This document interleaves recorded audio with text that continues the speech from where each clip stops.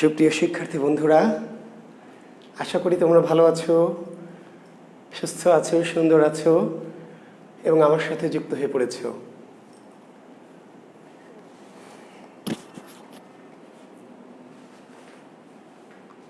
জাকিরস BCS স্পেশালের পক্ষ থেকে বাংলা সাহিত্য টিউটোরিয়ালের কোর্সে আমি জুয়েল কিবরিয়া স্যার তোমাদের সঙ্গে আছি। আশা করি তোমরা এতক্ষণে আমার সাথে যুক্ত হয়ে পড়েছো, তাই না? হ্যাঁ, অবশ্যই। আমরা সাহিত্যের কোর্সে আছি, সাহিত্যের ক্লাসে আছি। আশা করছি আমার সাহিত্য ক্লাস তোমরা উপভোগ করছো এবং শেষ পর্যন্ত তোমরা উপভোগ করবে, এই প্রত্যাশা এবং বিশ্বাস আমার আছে। তো আমরা শুরু করছি।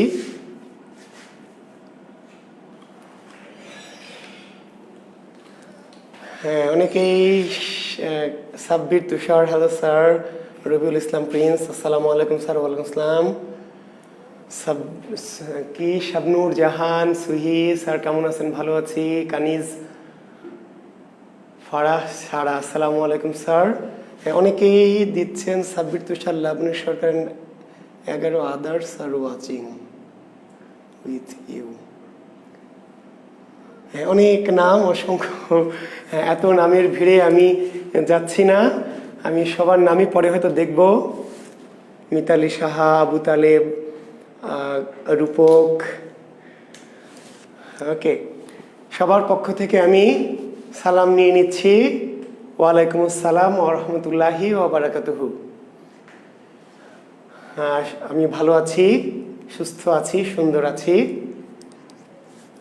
আর তোমাদের সামনে আবার এলাম, তাই না, সাহিত্যের কোর্সে। তো আমরা সাহিত্যের ক্লাসে ঢুকে পড়ি। তো গত দিনের পরীক্ষার রেজাল্ট নিশ্চয়ই তোমরা পেয়েছো, আশা করছি তোমরা পেয়েছো। তো দু একটি প্রশ্ন নিয়ে তোমাদের যারা একটু কনফিউশন তৈরি করেছো বা যাদের কাছে লাইটিংটা একটু বাড়ালে ভালো হতো। আচ্ছা, ঠিক আছে জাহাঙ্গীর আলম, লাইটিংটা একটু বাড়ালে ভালো হতো। আমি চেষ্টা করব তোমার এই কথাটি আগামী দিনে আরেকটু রাখার জন্য, ঠিক আছে? ওকে, লাইটিংটা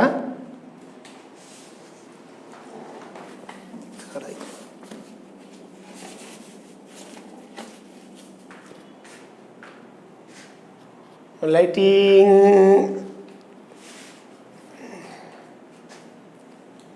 বেড়েছে কি একটু? না, মনে হয় না। আচ্ছা, আমরা চেষ্টা করছি।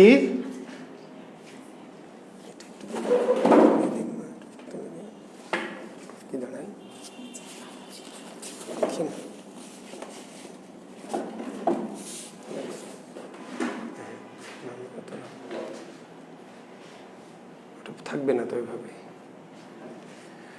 আচ্ছা, ঠিক আছে। হ্যাঁ জি, শেখ শুভদয়া কাদের স্তুতি? বৌদ্ধদের। শিক্ষার্থী বন্ধুরা, সরি, মুসলমানদের। শেখ শুভদয়া এটা লিখেছে বৌদ্ধরা, ঠিক আছে, হলায়দ মিশ্র। কিন্তু এটা স্তুতি করা হয়েছে কাদের? শেখ। শেখ কারা? মুসলিম শাসকদেরকে বলা হতো শেখ, ঠিক আছে? তাহলে শিক্ষার্থী বন্ধুরা, আমি যেটি তোমাদেরকে বলছি যে তাহলে এই শেখ শুভদয়া কাদের স্তুতি করে রচিত হয়েছে? মুসলমান শাসক অর্থাৎ বখতিয়ার খিলজির শাসনকে কে উৎসাহিত করে এবং বখতিয়ার খিলজির শাসনকে মানে প্রশংসা করে রচিত হয়েছে শেখ শুভদয়া। অর্থাৎ যখন বখতিয়ার খিলজি গৌড় দখল করে নিল, মুসলমানদের শাসনের সূত্রপাত ঘটলো, তখন বৌদ্ধ সিদ্ধাচার্যরা মুসলমান শাসনে কি হয়েছিল? খুশি হয়েছিল,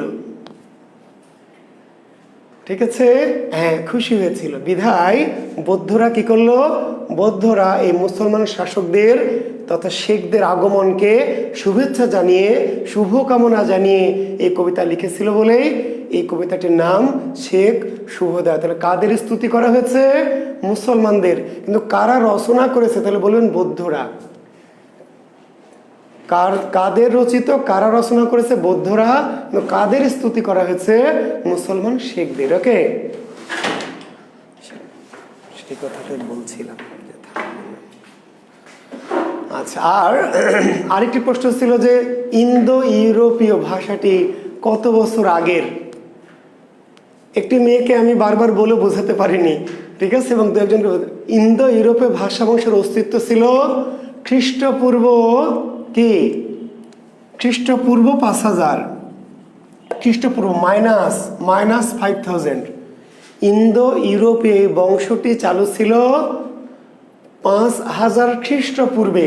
তাহলে এই যে 5000 খ্রিস্টপূর্ব, খ্রিস্টের জন্মের 5000, কত সালে চালু ছিল, কত সালে ইন্দো ইউরোপীয় ভাষা?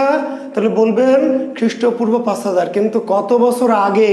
তাহলে ওই যে খ্রিস্টপূর্ব 5000 আর তারপরে আরো কি 2021, তাহলে মোট 7021। কত বছর আগে? 7021 বছর আগে। তার মানে আমরা উত্তর দিয়েছি 7000। কিন্তু কখন, কত সালে চালু ছিল, কত সালে চালু ছিল? তাহলে 5000 খ্রিস্টপূর্বে। 5000 কি খ্রিস্টপূর্বে, যেটাকে আমরা বলছি 5000 বিসি, 5000 বিসি, বিফোর খ্রাইস্ট, খ্রিস্টের জন্মের 5000 বছর আগে। আর কত বছর আগে চালু ছিল? তাহলে বলতে হবে 7000। কেন যে কেউ কেউ বুঝতে পারছে না এটি আমি জানি না। অর্থাৎ খ্রিস্টের জন্মের 5000 আর খ্রিস্টের জন্মের পরে আরো 2021, এই মোট কি 7021 বছর, ঠিক আছে। অর্থাৎ উত্তর হচ্ছে কতদিন আগে ছিল ভাষাটি? 7000। আর কত সালে চালু ছিল? তাহলে উত্তর দিতে হবে 5000 খ্রিস্টপূর্ব। জি। শূন্য পুরাণের অংশ, নিরঞ্জনের উষ্মা আলাদা কবিতা নয়, শূন্য পুরাণের কি অংশ, নিরঞ্জনের উষ্মা শূন্য পুরাণের একটি অংশ। জি। আরেকটি দ্বিতীয় অন্ধকার, হ্যাঁ উত্তর দিব দ্বিতীয় অন্ধকার। আরেকটি তথ্যের একটি বিভ্রাট আমরা ঘটিয়েছি। এটি তথ্যের বিভ্রাট আসলে আমরা ঘটাইনি, বিভিন্ন বই পুস্তকে বিভ্রাটটি ঘটেছিল। আচ্ছা, সন্ধি বিচ্ছেদ এখন এই ক্লাসে জানতে চাইলে কেমনে হবে সোনিয়া আফরোজ? সন্ধি বিচ্ছেদ এখন কি এই ক্লাসে পড়ানো যাবে বলেন? সন্ধি নিয়ে প্রশ্ন করলে তো মুশকিলে পড়ে যাব, ব্যাকরণ নিয়ে, সাহিত্যই তো শেষ করতে পারবো না, সন্ধি নিয়ে প্রশ্ন করলে কেমনে হবে?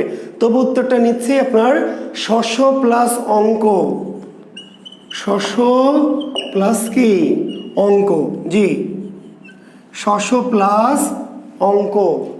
তাহলে শশর অ আর অঙ্কের অ, তাহলে অতে সন্ধি হয়েছে, অ মিলে আ হয়েছে। যারা সন্ধির কোর্সটি করেছিলেন তারা নিশ্চয় জানেন যে অ মিলে আ হয়। তাহলে শশ প্লাস কি অঙ্ক, শশাঙ্কের সন্ধি হচ্ছে শশ প্লাস অঙ্ক। তো একদম পার্সোনালি ইন্ডিভিজুয়াল প্রশ্ন নিয়ে ব্যাসে বেশি আলোচনা করতে পারবো না, কারণ বুঝতেই পারছেন এটি ওভারঅল ব্যাচ, সাহিত্যের ব্যাচ। এখানে গ্রামারের কোশ্চেনের ওইভাবে আমরা সলভ করবো না। যদি কারো প্রবলেম থাকে তাহলে আমার ফেসবুক পেজে মেসেঞ্জারে নক করবেন। জি, যদি কারো পার্সোনালি কোনো বিষয় নিয়ে প্রবলেম থাকে তাহলে আমার ফেসবুক পেজে মেসেঞ্জারে নক করবেন।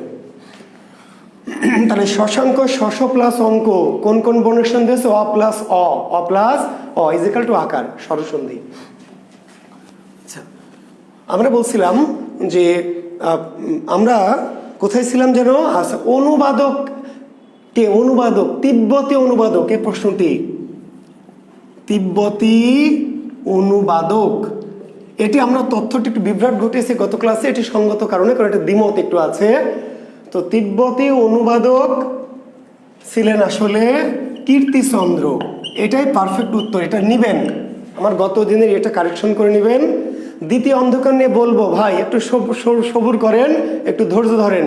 আর বাংলার স্যার, বাংলার দুহিতা সম্পর্কে, বাংলার দুহিতা বলে কিছু নাই, জেনিয়া যে কে আমি জানি না স্যার, বাংলার দুহিতা সম্পর্কে কিছু বলুন। বাংলার দুহিতা এরকম কিছু তো নাই ভাই। তিব্বতী অনুবাদকের নাম নিবেন কীর্তিচন্দ্র, তিব্বতী অনুবাদক কীর্তিচন্দ্র। জি। আর এই অনুবাদটা প্রথম আবিষ্কার করেছেন বা মানুষের কি আবিষ্কার করেছেন বা যিনি কি প্রকাশ করেছেন তার নাম হচ্ছে প্রবোধচন্দ্র। জি, ডক্টর প্রবোধ চন্দ্র। এই তথ্যটি কারেকশন করে নেন। তাহলে চর্যাপদের তিব্বতী অনুবাদকের নাম কি? চর্যাপদের তিব্বতী অনুবাদকের নাম হচ্ছে কীর্তিচন্দ্র, তিব্বতী অনুবাদক। আর তিব্বতী অনুবাদটাকে প্রথম আবিষ্কার করেছিলেন বা প্রকাশ করেছিলেন তার নাম ডক্টর প্রবোধচন্দ্র। জি, থ্যাংক ইউ। আমরা আরেকটি প্রশ্ন নিয়ে শেষ করব। প্রশ্নটা নিচ্ছি এই জন্য যে আমাদের ওই পরীক্ষার উত্তর, জি পরীক্ষার জন্য। তো দ্বিতীয় অন্ধকার বলে একটি বিষয় থেকে গেছে, যদিও আমি পরে হয়তো আলোচনা করতাম, তবু একটু বলে রাখি। মধ্যযুগের শেষ কবি ভারতচন্দ্র, ভালো করে শুনেন, মধ্যযুগের শেষ কবি ভারতচন্দ্র।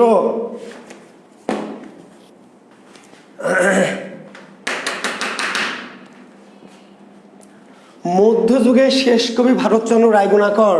এই ভদ্রলোকের জন্ম হচ্ছে 1712 সালে আর মৃত্যু 1760 সালে। ভালো করে শুনবেন কথাটি। মধ্যযুগের শেষ কবির নাম কি?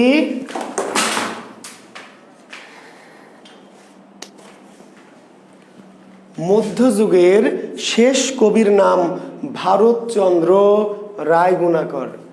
এই ভারতচন্দ্র রায়গুণাকরের জন্ম 1712 সাল আর মৃত্যু 1760 সাল। 1760 সালে ভারতচন্দ্র মারা গেলেন। আর 1861 সালে রবীন্দ্রনাথ ঠাকুর জন্মগ্রহণ করলেন, আধুনিক যুগের সবচেয়ে প্রভাবশালী সাহিত্যিক বা কবি। মধ্যযুগের শেষ কবি ভারতচন্দ্র রায়গুণাকর মারা গেলেন 1760 সালে। তারপর 100 বছর পরে আধুনিক যুগে 1861 সালে জন্ম নিলেন আধুনিক যুগের সবচেয়ে বড় কবি। এই মাঝের যে 100 বছর, 1760 থেকে 1860, এই 100 বছরকে বলে বাংলা সাহিত্যের দ্বিতীয় অন্ধকার। বাংলা সাহিত্যের কি? বাংলা সাহিত্যের দ্বিতীয় অন্ধকার। দ্বিতীয় অন্ধকার মানে কি? মানে ভারতচন্দ্রের মৃত্যুর পর থেকে রবীন্দ্রনাথের জন্মের পূর্ব পর্যন্ত বাংলা ভাষার মাঝের 100 বছর তেমন কোনো গুরুত্বপূর্ণ কোনো সাহিত্যিক জন্মগ্রহণ করেননি।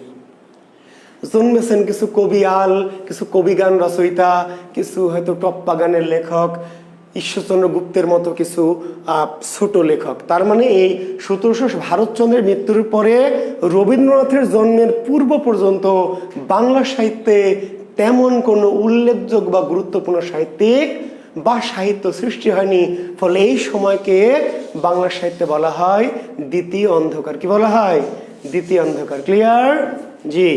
1760 থেকে 1860 পর্যন্ত 100 বছর সময়কে দ্বিতীয় অন্ধকার। কেন?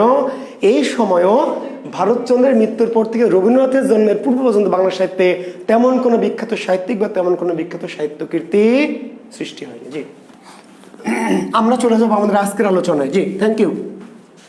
আমরা একটু আসছি, আমরা আছি চর্যাপদ। আমরা কোথায় আছি? চর্যাপদ। যে চর্যাপদের একাধিক নাম ছিল, আমরা একটু রিপিট যদিও করতে হচ্ছে, কারণ যেহেতু একই টপিকের আমরা আলোচনায় আছি। তাহলে চর্যাপদ আমি একটু বলি, আমার সাথে সাথে একটু বলেন, আমার সাথে সাথে একটু বলেন। ভাই, সাহিত্যের কিছু কিছু জিনিস একটু বলে আমরা বারবার মুখস্থ করে ফেলবো। তাহলে চর্যাপদ কোন যুগের সাহিত্য?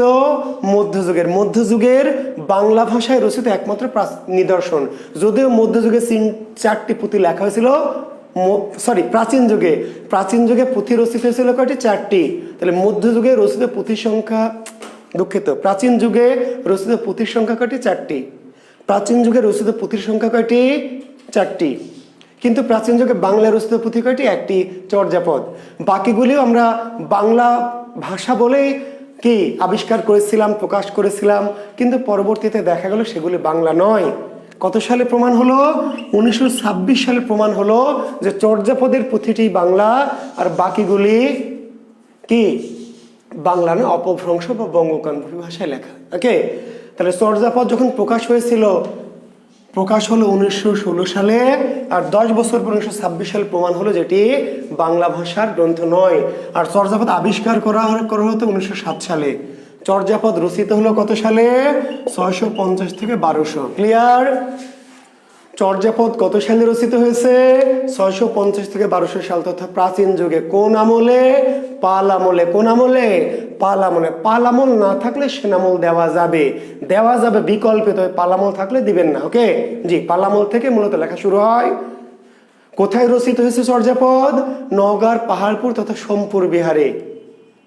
সোমপুর বিহারের প্রতিষ্ঠা থেকে ধর্মপাল, পাল বংশের শ্রেষ্ঠ রাজা ধর্মপালের সময় থেকে মূলত এই ধর্মপাল কিন্তু প্রতিষ্ঠা করেছিলেন পাহাড়পুর তথা সোমপুর বিহার।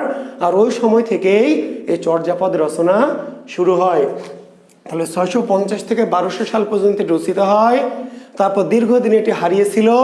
এটি পরবর্তীতে 1907 সালে নেপাল রাজদরবারের সংগ্রহশালা থেকে এই পুঁথিটি আবিষ্কার করে চর্যাপদের পুঁথির সাথে আরও 3টি পুঁথি, ডাকার নব, সর্বপদের দোহা, কৃষ্ণাচার্যের দোহা, 4টি পুঁথি একসাথে করে 1916 সালে বঙ্গীয় সাহিত্য পরিষদ থেকে কি 1000 বছরের পুরাণ বাংলা ভাষায় রচিত বৌদ্ধ গান ও দোহা এই নামে প্রকাশ করা হলো 1916 সালে। কোথা থেকে? বঙ্গীয় সাহিত্য পরিষদ থেকে। কিন্তু এটি প্রকাশের পর পৃথিবীব্যাপী বা ভারতদের কিংবা এশিয়ার অন্যান্য সকল ভাষার ভাষাবিদরা এটিকে নিজেদের ভাষার বলে দাবি করা শুরু করলো, হিন্দি, উড়িয়া, অসমিয়া, মাগধী, কানাড়ি ইত্যাদি। ফলে এটিকে আমাদের আবার নতুন করে ভাষাতাত্ত্বিক গবেষণা করে, ভাষাতাত্ত্বিক আলোচনা করে কি তথ্য প্রমাণ দিয়ে প্রমাণ করতে হলো চর্যাপদের ভাষা বাংলা। এটা আমরা কত সালে প্রমাণ করতে পারলাম? 1926 সালে। কে প্রমাণ করেছেন? যে ভাষাবিদ, তার নাম কি? ডক্টর সুনীতি কুমার। চর্যাপদের ভাষা, এই কথাগুলো আমি দ্রুত বলছি কারণ এই কথাগুলো আমরা গতদিন পড়িয়েছি। আমি একটু রিক্যাপ করছি। রিক্যাপ দেখেন না, সিনেমার দ্বিতীয় পর্বে এসে কি করে, নাটকের দ্বিতীয় পর্বে এসে কি পর্বের নাটকগুলি আগের অংশটি রিক্যাপ করে, আমি একটু রিক্যাপ করছি আপনাদের মনে ওটা আনানোর জন্য। তাহলে যিনি প্রমাণ করলেন তার সেই ভাষাবিদের নাম ডক্টর সুনীতি কুমার চট্টোপাধ্যায়। কোন গ্রন্থে? ODBL নামক একটি গ্রন্থে, যেটি 1926 সালে প্রকাশিত হয়েছে, যার পূর্ণরূপ origin and development of the Bengali language. জি, ঠিক আছে। এটি বাংলা ভাষার প্রথম ভাষাতাত্ত্বিক গ্রন্থ। বাংলা ভাষার প্রথম কি ভাষাতাত্ত্বিক গ্রন্থ, ভাষাতাত্ত্বিক। তাহলে চর্যাপদ নিয়ে প্রথম ভাষাতাত্ত্বিক আলোচনা হয়েছে, বা চর্যাপদের ছন্দ নিয়ে প্রথম আলোচনা হয়েছে যেই গ্রন্থে, তার নাম কি? ODBL। আমরা বলেছিলাম। আর চর্যাপদের অনেক নাম পাওয়া গেছে, যদিও গ্রন্থটির নাম আমরা বলছি চর্যাপদ, কিন্তু পুঁথিটির নাম একাধিক নাম পাওয়া গেছে। কেউ বলেছেন চর্যা চর্য বিনিশ্চয়, কেউ বললেন চর্যাস চর্য বিনিশ্চয়, কেউ বললেন চর্যা গীতিকা, তাই না? এই চর্যাপদ ইংরেজিতে অনুবাদ করেছেন ডক্টর মোহাম্মদ শহীদুল্লাহ। এটি তিব্বতী ভাষায় অনুবাদ করেছেন কীর্তিচন্দ্র। আর তিব্বতী অনুবাদ আবার অনেকদিন ধরে হারিয়েছিল, এটা পরে আবিষ্কার করে খুঁজে পেয়েছেন যিনি, তার নাম ডক্টর প্রবোধচন্দ্র। আর এই চর্যাপদের জটিল, কঠিন, গুরুগম্ভীর ভাষাকে পাঠকের সামনে ব্যাখ্যা বিশ্লেষণ করে যিনি উপস্থাপন করেছিলেন, সে টিকাকার, ব্যাখ্যাকারের নাম মুনি দত্ত। ওকে। চর্যাপদে মোট কতটি পদ ছিল? 50টি। মতান্তরে বলেছে 51টি। এর মধ্যে কয়েকটি পদ হারিয়ে গেছিল। প্রাপ্ত পদ 46.5, অপ্রাপ্ত পদ 3.5। কোন কোন পদ হারিয়ে গেছে আমরা গতদিন লিখে দিয়েছি, 24, 25, 48 পুরোটা, এবং 23 নম্বর পদের শেষাংশ। 23 নম্বর পদের শেষাংশ, 23 নম্বর পদের 10 লাইনের প্রথম 6 লাইন পাওয়া গেছে, আর শেষ 4 লাইন কি পাওয়া যায়নি। 23 নম্বর পদটি 10 চরণের প্রথম 6 চরণ পাওয়া গেছে, শেষের 4 চরণ কি অনাবিষ্কৃত। আর 24, 25, 48 এই 3টি পদ পুরোটাই কি হারিয়ে গেছে বা অনাবিষ্কৃত। আর চর্যাপদের কবি কতজন? 24 জন। মোট কবি 24 জন। ঠিক আছে। তাদের মধ্যে একজনের রচনা পাওয়া যায়নি বিধায় ডক্টর শহীদুল্লাহ তাকে বাদ দিয়ে 23 জন বলেছেন। ঠিক আছে। তো 24 জনের নাম আমরা গত ক্লাসে লিখে দিয়েছি, আমরা নতুন করে লিখছি না। শুধু 5-6 জনের নাম বলেছিলাম, তাদের 2-1 জনের তথ্য একটু আমি আরেকবার একটু একটি কথা বলতে চাই। তাদের একজনের নাম 2-1 বার একটু কান্নপা। আমি এই 4-5 জন কবির সম্পর্কে আর একটু অতিরিক্ত কিছু তথ্য একটু দিয়ে রাখছি, একটু মাথায় রাখেন। কান্নপা লেখেন আজকের ক্লাস, কান্নপা। তাহলে আমরা বলেছি চর্যাপদের সেরা কবি, শ্রেষ্ঠ কবির নাম কি? কান্নপা। চর্যাপদের শ্রেষ্ঠ বা সেরা কবিকে কান্নপা। চর্যার সর্বাধিক পদের রচয়িতাকে কান্নপা। চর্যার সর্বশ্রেষ্ঠ কবি কান্নপা এবং চর্যার সর্বাধিক পদের রচয়িতাকে, চর্যার সর্বাধিক পদের রচয়িতা কান্নপা। কান্নপা রচিত পদসংখ্যা কয়টি? কান্নপা রচিত পদসংখ্যা 13টি, কিন্তু কান্নপার আবিষ্কৃত পদসংখ্যা 12টি, পাওয়া গেছে 12টি। আমরা বলেছি কান্নপার একটি পদ পাওয়া যায়নি, মনে আছে? জি, কান্নপার একটি পদ, কত নম্বর পদ পাওয়া যায়নি? 24। তাহলে কান্নপার কত নম্বর পদটি অনাবিষ্কৃত হয়েছে বা হারিয়ে গেছে? 24 নম্বর। তাহলে কান্নপারে 13টি পদের সংখ্যা আমি ক্রমটা বলছি, আপনারা একটু লিখে নেন। 7, 9, 10, 11, 12, 13, 18, 19, 24, 36, 40, 42, 45। 7, 9, 10, 11, 12, 13, 18, 19, 24, 36, 40, 42, 45। 1, 2, 3, 4, 5, 6, 7, 8, 9, 10, 11, 12, 13। তাহলে কান্নপা রচিত পদ কয়টি? কান্নপা রচিত পদ হচ্ছে 13টি। রচিত পদ 13টি, কিন্তু পাওয়া গেছে কয়টি? আবিষ্কৃত পদ হচ্ছে 12টি। একটি পদ কান্নপার পাওয়া যায়নি, কত নম্বর? 24 নম্বর। তাহলে বাকিগুলি পাওয়া গেছে। সম্ভব হলে খুব জোর করে ব্রেনে রাখার দরকার নেই, যদি মনে থাকে, ব্রেন যাদের বিশেষজ্ঞ, সম্ভব হলে 13টি পদ মনে রাখতে পারেন সংখ্যাগুলি। প্রশ্ন যদি অতি জটিল করে, খুবই জটিল করে, তাহলে আসতে পারে যে 18 নম্বর চর্যা কার লেখা, 40 নম্বর চর্যা কার লেখা, 36 নম্বর কার লেখা, হতে পারে অতি কঠিন করলে, বুঝতে পারলেন? নিচের কোন কত নম্বর কান্নপা রচিত, কোনটি নয়, অতি কঠিন কোশ্চেন করলে আসতে পারে, না আসার সম্ভাবনা বেশি। তবু জানিয়ে রাখছি, এলে যেন আপনারা না বলতে পারেন স্যার আপনি পড়েন না। আমি একটি কথা বলেছি, আমি পড়াবো না এমন কিছু আসবে না। আপনি মনে রাখতে পারবেন কিনা আপনার বিষয়, কিন্তু আমি পড়াবো না পরীক্ষা আসবে, এই ঘটনা ঘটতে পারবে না ভাই। ক্লিয়ার কথাটি?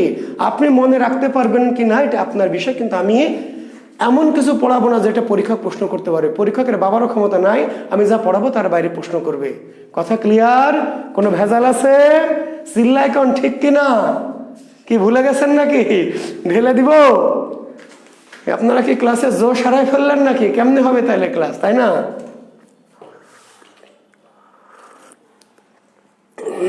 ঠিক আছে, এখন কি করব আমরা?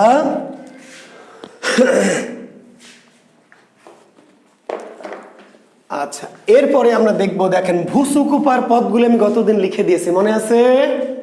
ভূসুকুপা,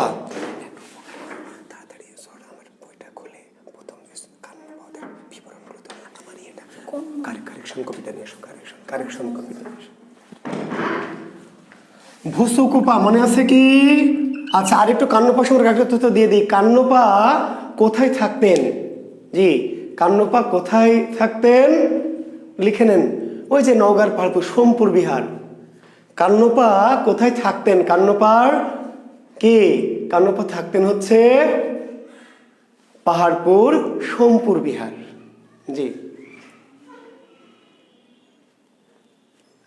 চিল্লাইলে অনেকে মাইন্ড করে, দু একজন মাইন্ড করে, দু একজনের কথাই হবে না তো ভাই, তাই না? দু একজন কে মাইন্ড করলো, সাহিত্যের ক্লাসে মাইন্ড করলে তো ক্লাস নিতে পারবো না, বুঝতে পেরেছেন? জি, কাজেই সাহিত্যের ক্লাসে মাইন্ড করলে যে করবে করুক গা। তাহলে কান্নপা কোথায় থাকতেন? কান্নপা থাকতেন নওগাঁর পাহাড়পুরের সোমপুর বিহার। আচ্ছা, ভূসুকুপা, আচ্ছা কান্নপার একটা কাজ করে যায়, একেবারে কান্নপা শেষ করে যায়। কান্নপার কয়েকটি গুরুত্বপূর্ণ পদ লিখে নেবেন।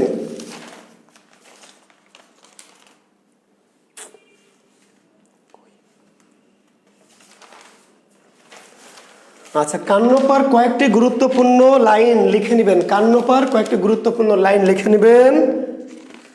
লেখেন কয়েকটি কান্নপা রচিত কয়েকটি গুরুত্বপূর্ণ পংক্তি বা চরণ লিখবেন।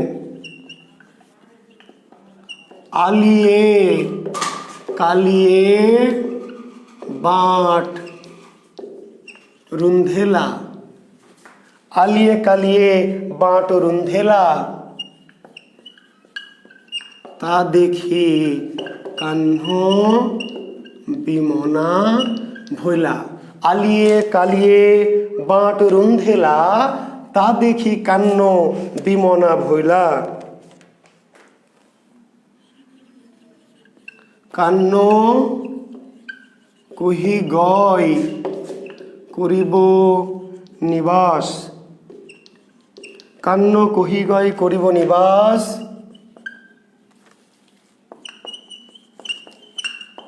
যমন গোয়ার সো ওয়াস। আলিয়ে কালিয়ে বাঁট রুন্ধেলা, আলিয়ে কালিয়ে বাঁট রুন্ধেলা, তা দেখি কান্ন বিমনা ভইলা। কান্ন কহি গয় করিব নিবাস, যো মন গোয়ার সো ওয়াস। এটি কান্নপা রচিত 7 নং পদ। একটু সম্ভব হলে একটু লিখবেন, দুটো কারণে। আমি কিন্তু বিশেষ রিটেনের জন্য একটু লিখছি। বিশেষ রিটেন পরীক্ষায় 3-4টা লাইন তুলে দিয়ে বলবে যে আধুনিক রূপ লেখো, আধুনিক রূপ। তার মানে এটা প্রাচীন কালের বাংলা, এটাকে আধুনিক রূপ লিখতে বলবে। আর প্রিলিমিনারিতেও অনেক সময় একটা লাইন তুলে দিয়ে বলবে কাল লেখা, কত নম্বর চর্যা, বাংলা কোনটি আসতে পারে, কাজে একটু লিখে নেবেন। কঠিন মনে হলেও, কষ্ট মনে হলেও একটু লিখবেন। আলিয়ে কালিয়ে বাঁট রুন্ধেলা, তা দেখি কান্ন বিমনা ভইলা। কান্ন কহি গয় করিব নিবাস, যো মন গোয়ার সো ওয়াস।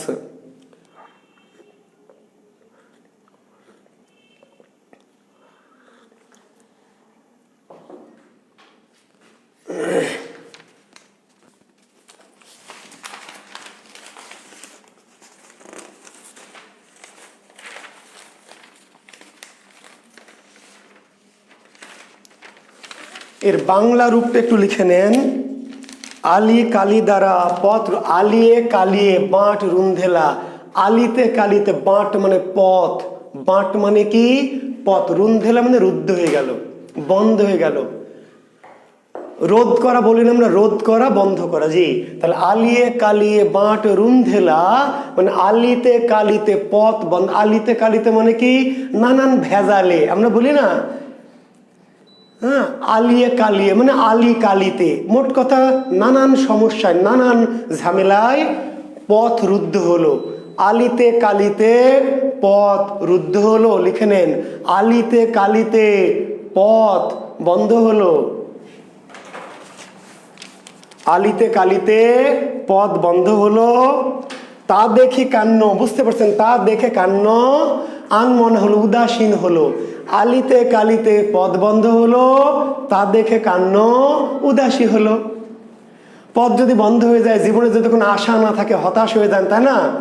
পথ যদি বন্ধ হয়ে যায়, কোনো কিছু আশা নাই, কিছু করার নাই, তাহলে কি হবে? বিমনা হবে। কান্নর পথ বন্ধ হয়ে গেল আলিতে কালিতে। জীবনের নানা ঝুট ঝামেলা, সহজ কথা ঝুট ঝামেলা বলি না, এত ঝুট ঝামেলা দূর ভাল লাগে না।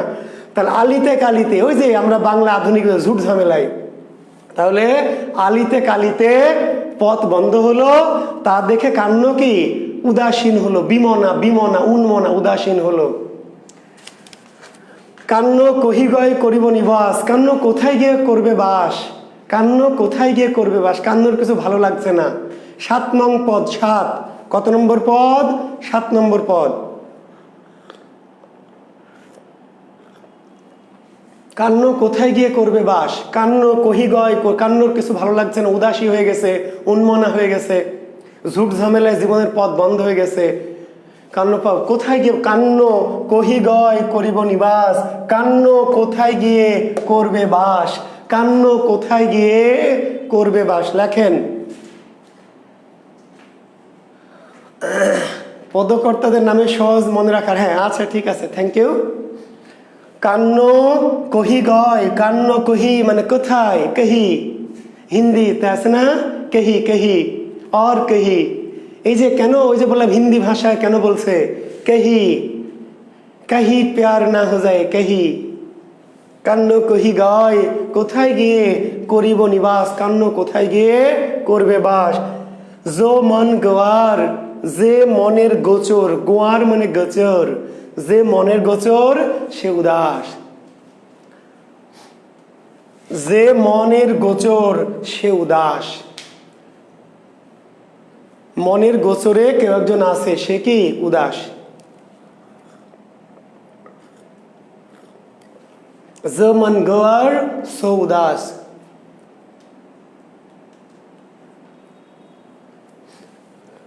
যে মন গোয়ার, যে মনের গোচর সে উদাস, যে মনের মধ্যে আছে সে কি উদাস। তা কান্নর মন কি ঠিক থাকবে? তাহলে আলিয়ে কালিয়ে বাঁট রুন্ধেলা, আলিতে কালিতে পথ বন্ধ হয়ে গেল, আর তা দেখে কান্নর মন কি বিমনা হলো, উদাসীন হলো, উন্মনা হলো। কান্ন কোথায় গিয়ে করবে বাস, যে মনের গোচরে সে কি উদাস। লিখেছেন? জি, এরপরে লেখেন আরেকটি পদ লিখবেন, খুবই গুরুত্বপূর্ণ পদ।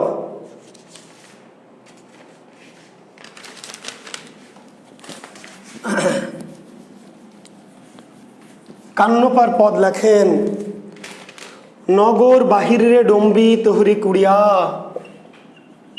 নগর বাহিরে ডম্বি, আমি নিচে লিখছি, যদি এক লাইনেই কিন্তু নিচে লিখছি, তোহরি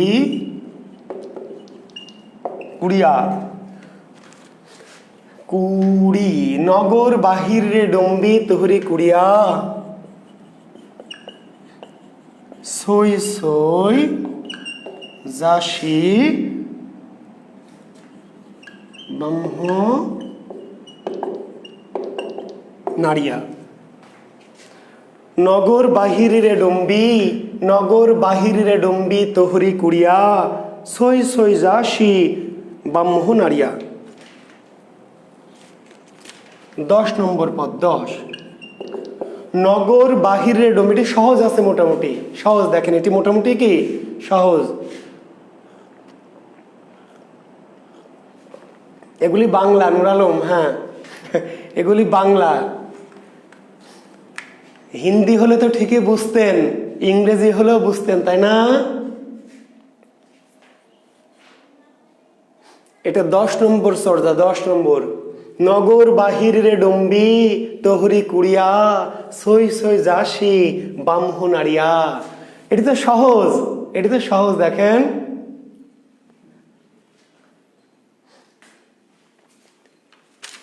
তো নগরের বাহিরে মানে বাইরে, নগরের বাইরে ডম্বি, ডম্বি ডমনি, ডোম মহিলা, নিচু জাতের নিম্ন শ্রেণীর মহিলাকে বলা হয় ডম্বি। চর্যাপদ অনেকবার ডম্বির কথা আছে। ডম্বি মানে কি ডোম রমণী। তাহলে নগর বাহিরে ডম্বি তোহরি কুড়িয়া। নগরের বাইরে রে ডমনি, তোর কুড়ে ঘর। সই সই যাসি ব্রহ্ম নাড়িয়া। নগরের বাহিরে ডমনি মেয়ের ঘর, কিন্তু এই ডোম মেয়ে কি করে? কাজের সন্ধানে শহরে আসে, আর শহরে এসে ব্রাহ্মকে নেড়ে যায়, ব্রাহ্মের মনটা ছুঁয়ে যায়। বুঝেন? এই ডোম মহিলা, ডমনি মহিলা শহরের বাইরে গ্রামের দিকে থাকে ছোট কুড়ে ঘরে, কিন্তু সে কাজের সন্ধানে কোথায় আসে? কাজের সন্ধানে শহরে আসে। এসে শহরের সেই ব্রাহ্মণদেরকে কি করে? নেড়ে যায়, ছুঁয়ে যায়, হৃদয় স্পর্শ করে যায়। সই সই যাসি ব্রাহ্ম নাড়িয়া, তুই শুয়ে শুয়ে যাস, ব্রাহ্মণকে কি করে যাস? শুয়ে শুয়ে নেড়ে যাস। ওই ডোম মহিলা, নিম্ন শ্রেণীর মহিলা যখন শহরে আসে কাজের সন্ধানে, তখন তাদেরকে দেখে ব্রাহ্মণরাও কি হয়? ব্রাহ্মণদের হৃদয়ও কি শুয়ে যায়, নাড়া দিয়ে যায়। জি, বুঝতে পারলেন? আরো অনেক লাইন আছে, সব লাইন লিখছি না। নগর বাহিরে ডম্বি তোহরি কুড়িয়া। সই সই যাসি ব্রহ্ম নাড়িয়া। আলো ডমনি তো পুসমি সদ ভাবে, আইসি যাসি ডম্বি কাহিরি নাবে। তান্তি বিকনহ ডম্বি আবর্ম চাংড়া, তোহর অন্তরে ময়ে শাড়ি নড়পেড়া। তান্তি বিকনহ ডম্বি আবর্ম চাংড়া, তোহর অন্তরে ময়ে ছাড়ি নড় এড়া। আলো ডম্বি তো পুসমি সদ্ভাবে, আইসি যাসি ডম্বি কাহারি নাবে। শেষে ডমনিকে বলছে, আলো ডম্বি তোর সম করিব মো সাঙ্গা। তোহরি লাগিয়া কান্ন জয় নিঘিন কান্ন জয় লাঙ্গা, তোর সম করিব মো সাঙ্গা। বুঝতে পারলেন? 10টি লাইন। নগর বাহিরে ডম্বি তোহরি কুড়িয়া। সই সই যাসি ব্রহ্ম নাড়িয়া। আলো ডম্বি তো পুসমি সদ্ভাবে, আইসি যাসি ডম্বি কাহিরি নাবে। তান্তি বিকনহ ডম্বি আবর্ম চাংড়া, তোহরি অন্তরে ময়ে শাড়ি নড়ে এড়া। আলো ডম্বি তোয় সম করিব মো সাঙ্গা। আলো ডম্বি, ওরে ডম্বি তোয় সম করিব মো সাঙ্গা। তোর সাথে আমি কি করব? সাঙ্গা করব, সাগাই করব। আলো ডম্বি, ওরে ডোম রমণী তোয় সম, তোর সাথে করিব মো সাঙ্গা। তোকে আমি কি করব? সাঙ্গা করব, সাগাই করব। জি, তো সব লাইন লিখছি না, যে লাইনগুলি আমরা গুরুত্বপূর্ণ মনে করছি, যেই লাইনগুলি আমরা বেশি গুরুত্বপূর্ণ মনে করছি সেগুলো লিখে দিচ্ছি। জি, তো নগর বাহিরের ডম্বিত হরি কুড়িয়া, আপনারা লিখে নেন, নগর বাইরের ডম্বিত কুড়ে ঘর। আমি তোমাকে ভালোবাসি, ওই যে তোয়ের সম করিব মোর সাঙ্গা, তোয়ের সম করিব মোর সাঙ্গা, তোকে আমি সঙ্গী করব, জীবন সঙ্গী করব, চির সঙ্গী করব। বুঝতে পারলেন?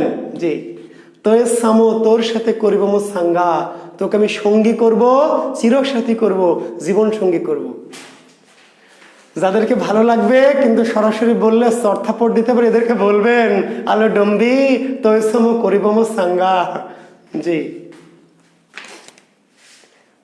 তাহলে আমার ডাস্টার কেউ গেল। জি, তাহলে নগর বাহিরের ডম্বিত হরি কুড়িয়া, নগরের বাইরের ডম্বি তোর কি কুড়িয়ে ঘর। সাঙ্গা বলে সাঙ্গা হাঙ্গা। জি, এখনো পাহাড়ি এলাকায়, জি পাহাড়ি এলাকায় উপজাতীয়রা বিয়েকে কি করে?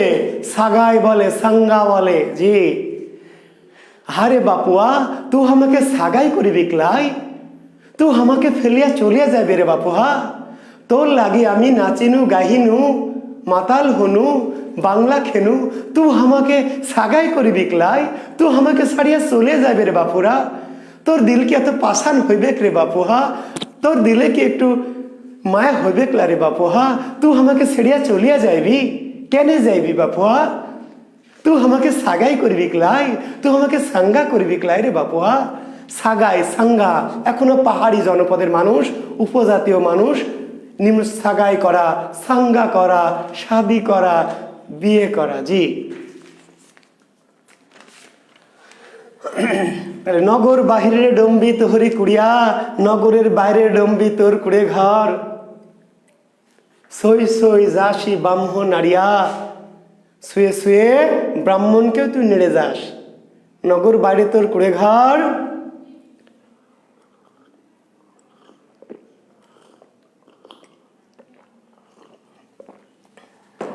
জি হ্যাঁ বেদেরা উপজাতীয়রা, জি বেদেরা বলে, যে ঠিকই বলেছেন বেদেরা, থ্যাংক ইউ, বেদেরা বলে।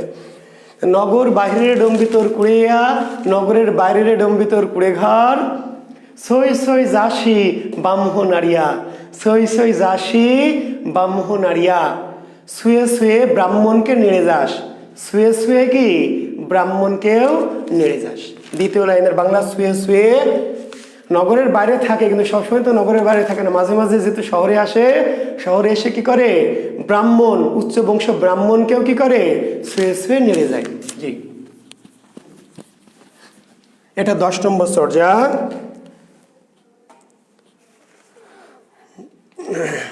এরপরে তো থাক চর্যা কান্ন পর অনেক পদ আর লিখছি না, লেখেন ভূ সুকুপা। কি লিখবেন? ভূ সুকুপা। আরেকজন গুরুত্বপূর্ণ পায়ের নাম ভূসুকুপা, আরেকটা গুরুত্বপূর্ণ পায়ের নাম কি? ভূসুকুপা। জি, সামনের দিকে আগাচ্ছে শিক্ষার্থী বন্ধুরা। তাহলে চর্যার দ্বিতীয় সর্বোচ্চ সংখ্যক পদের রচয়িতাকে ভূসুকুপা। চর্যার দ্বিতীয় সর্বোচ্চ সংখ্যক পদের রচয়িতার নাম কি? ভূসুকুপা। দ্বিতীয় স্বর কতটি পদ লিখেছেন? 8টি। পদের সিরিয়ালগুলো আমি গত ক্লাসে লিখে দিয়েছি, নিশ্চয়ই আপনারা লিখে নিয়েছেন। যারা লিখে নেননি তারা আগে গত ক্লাসটা করে নেন। 8টি ক্লাস আমি 8টি পদ আমি ধারাবাহিকভাবে লিখে দিয়েছিলাম। আচ্ছা, ভূসুকুপার 23 নম্বর পদের অর্ধেক পাওয়া গেছে, অর্ধেক পাওয়া যায়নি। ভূসুকুপার 23 নম্বর পদ, জি, যার অর্ধেক পাওয়া গেছে আর অর্ধেক কি পাওয়া যায়নি। আচ্ছা, এই ভূসুকুপার দ্বিতীয় সর্বোচ্চ সংখ্যক পদের রচয়িতা, তার রচিত পদের সংখ্যা 8টি। এখন ভূসুকুপা সম্পর্কে গুরুত্বপূর্ণ তথ্য আপনাদের জানিয়ে রাখি। ভূসুকুপার নাম কিন্তু ভূসুকুপা নন। ভূসুকুপার প্রকৃত নাম কি? শান্তিদেব। তাহলে আমরা যাকে ভূসুকুপা বলি সেই ভদ্রলোকের নাম আসলে ভূসুকুপা নয়। ভূসুকুপার প্রকৃত নাম কি? শান্তিদেব। শান্তিদেব, জি, ভূসুকুপার প্রকৃত নাম শান্তিদেব। তিনি ছিলেন উচ্চ বংশীয়, উচ্চ বংশীয়, যে বংশকে বলা হয়েছে রাউতু, রাউতু, রাউতু বংশীয়। তাহলে ভূসুকুপা ছিলেন কি? উচ্চ বংশীয়, রাউতু বংশীয়। রাউতু শব্দের অর্থ দুই প্রকার করা হয়েছে, কেউ বলেছেন রাজপুত্র আর কেউ বললেন অশ্বারোহী সেনা। উচ্চ বংশীয় অশ্বারোহী সেনাকে বলা হয় রাউতু। মোট কথা, সহজ কথা, ভুসুকুপার প্রকৃত নাম ছিল শান্তিদেব। শান্তিদেব ছিলেন উচ্চ বংশীয়, রাউতু বংশীয়, উচ্চ বংশীয়। এই উচ্চ বংশীয় রাউতু বংশীয় শান্তিদেব ছিলেন অলস আরামপ্রিয়। কি ছিলেন? অলস আরামপ্রিয়, ভোজন রসিক। শান্তিদেব ছিলেন কি? অলস আরামপ্রিয়, ভোজন রসিক। তিনি সারাদিন ভুক্তি করতেন। ভুক্তি মানে খেতেন। সারাদিন কি করতেন? ভুক্তি করতেন মানে খেতেন। সুপ্তি যেতেন, সুপ্তি মানে ঘুমাতেন, সুপ্তি মানে ঘুম। আর সারাদিন কুটিরেই থাকতেন। অলস আরাম প্রিয় উচ্চ বংশীয় ভুসুকুপা, উচ্চ বংশীয় রাউতু বংশীয় অলস আরাম প্রিয় শান্তিদেব। এই শান্তিদেব খেতে ভালোবাসতেন। খাওয়ার সংস্কৃতি বলে ভুক্তি, ভোজন, ভুক্তি। ঘুমাতেন বেশি, সুপ্তি, ঘুম। আর ওই কুটিরে থাকতেন। যেহেতু খেতেন আর ঘুমাতেন, তো বাইরে যাবেন কি করে? সারাদিন কুটিরেই থাকতেন। ফলে তাকে ব্যঙ্গ করে ডাকা হতো ভু-সু-কু। আসলে ভুসুকু তার নাম না, ব্যঙ্গ করে মানুষ তাকে ডাকতো কি? ভুসুকুপা। ভুক্তির ভু, সুপ্তির সু আর কুটিরের কু। ভুক্তির ভু, সুপ্তির সু আর কুটিরের কু, এই তিনটা মিলে একসাথে তাকে ব্যঙ্গ করে ডাকা হতো ভুসুকু। তাই না? একটা মোটা ছেলেকে আপনি বন্ধু হয়ে ডাকেন, এই মোটু, ডাকেন না এই মোটু, আসলে তার নাম কি মোটু। এই, তাই না? এই ঠসা, বলছেন এই লম্বু, এরকম করে আমরা ডাকি না বন্ধুদেরকে, ঠাট্টা করে, ফাজলামি করে। হ্যাঁ, তো এই ভুসুকুপার নাম ছিল শান্তিদেব। তাকে মজা করে ব্যঙ্গ করে ডাকা হতো ভুসুকু। জি, ভুসুকুপা কত নম্বর পদে? আচ্ছা, ভুসুকুপা নিজেকে বাঙালি বলে দাবি করেছেন। ভুসুকুপা নিজেকে, তাহলে কোন কবি চর্যাপদে নিজেকে বাঙালি বলে দাবি করেছেন? কোন কবি কি বা কোন পদকর্তা নিজেকে বাঙালি বলে দাবি করেছেন? তাহলে দাবি করেছেন কে? ভুসুকুপা দাবি করেছেন। কত নম্বর চর্যায় দাবি করেছেন? 49 নম্বর চর্যায়। তাহলে 49 চর্যাটি কার লেখা? ভুসুকুপার লেখা। কি বলেছেন তিনি? বলেছেন, আজি ভুসুকু বঙ্গালী ভৈলি। আজি ভুসুকু বঙ্গালী ভৈলি, নিয় ঘুরিনি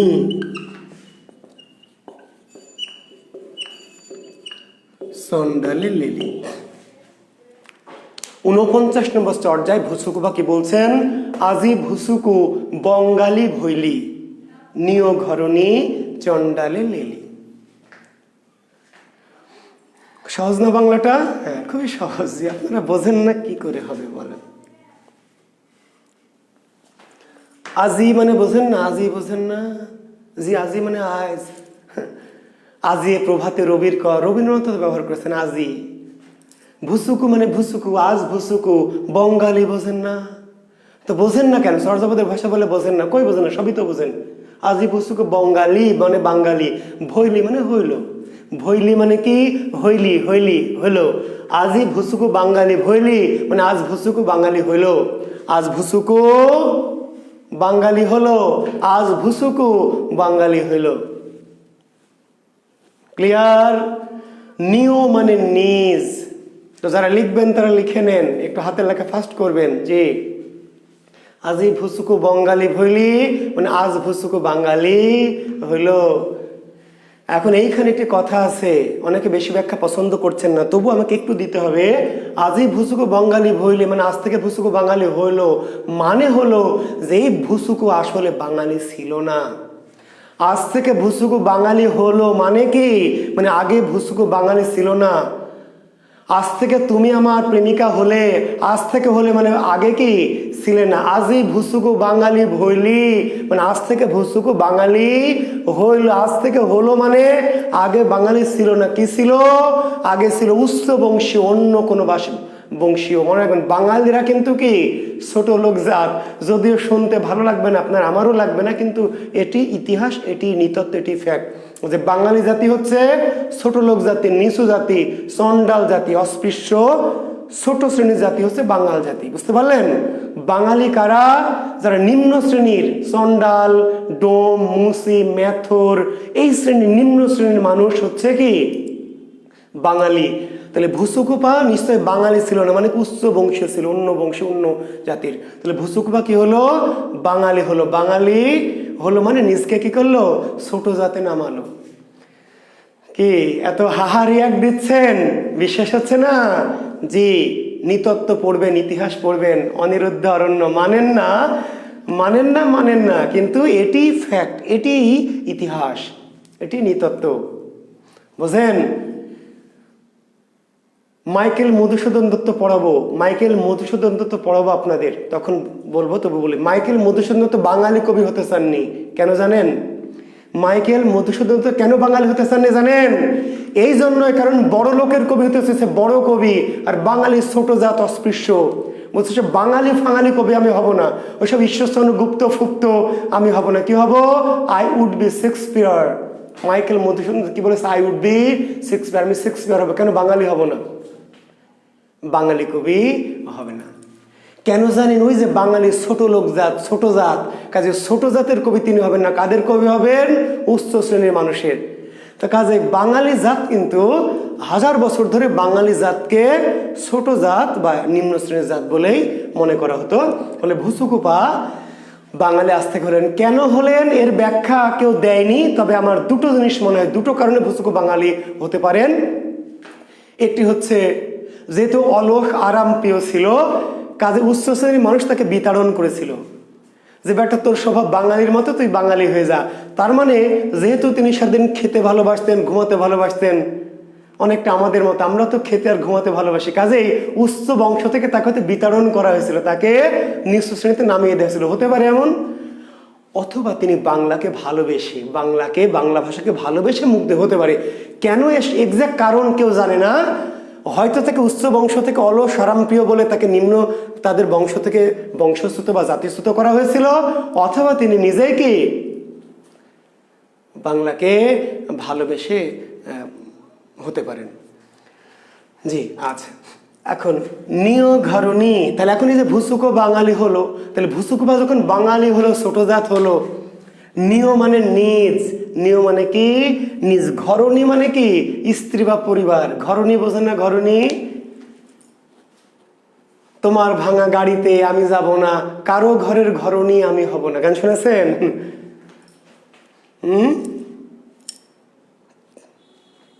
তোমার ভাঙা গাড়িতে আমি যাব না, কারো ঘরের ঘরণী আমি হব না। ঘরণী, নিয় ঘরণী, নিজ ঘরণী, নিজ স্ত্রী।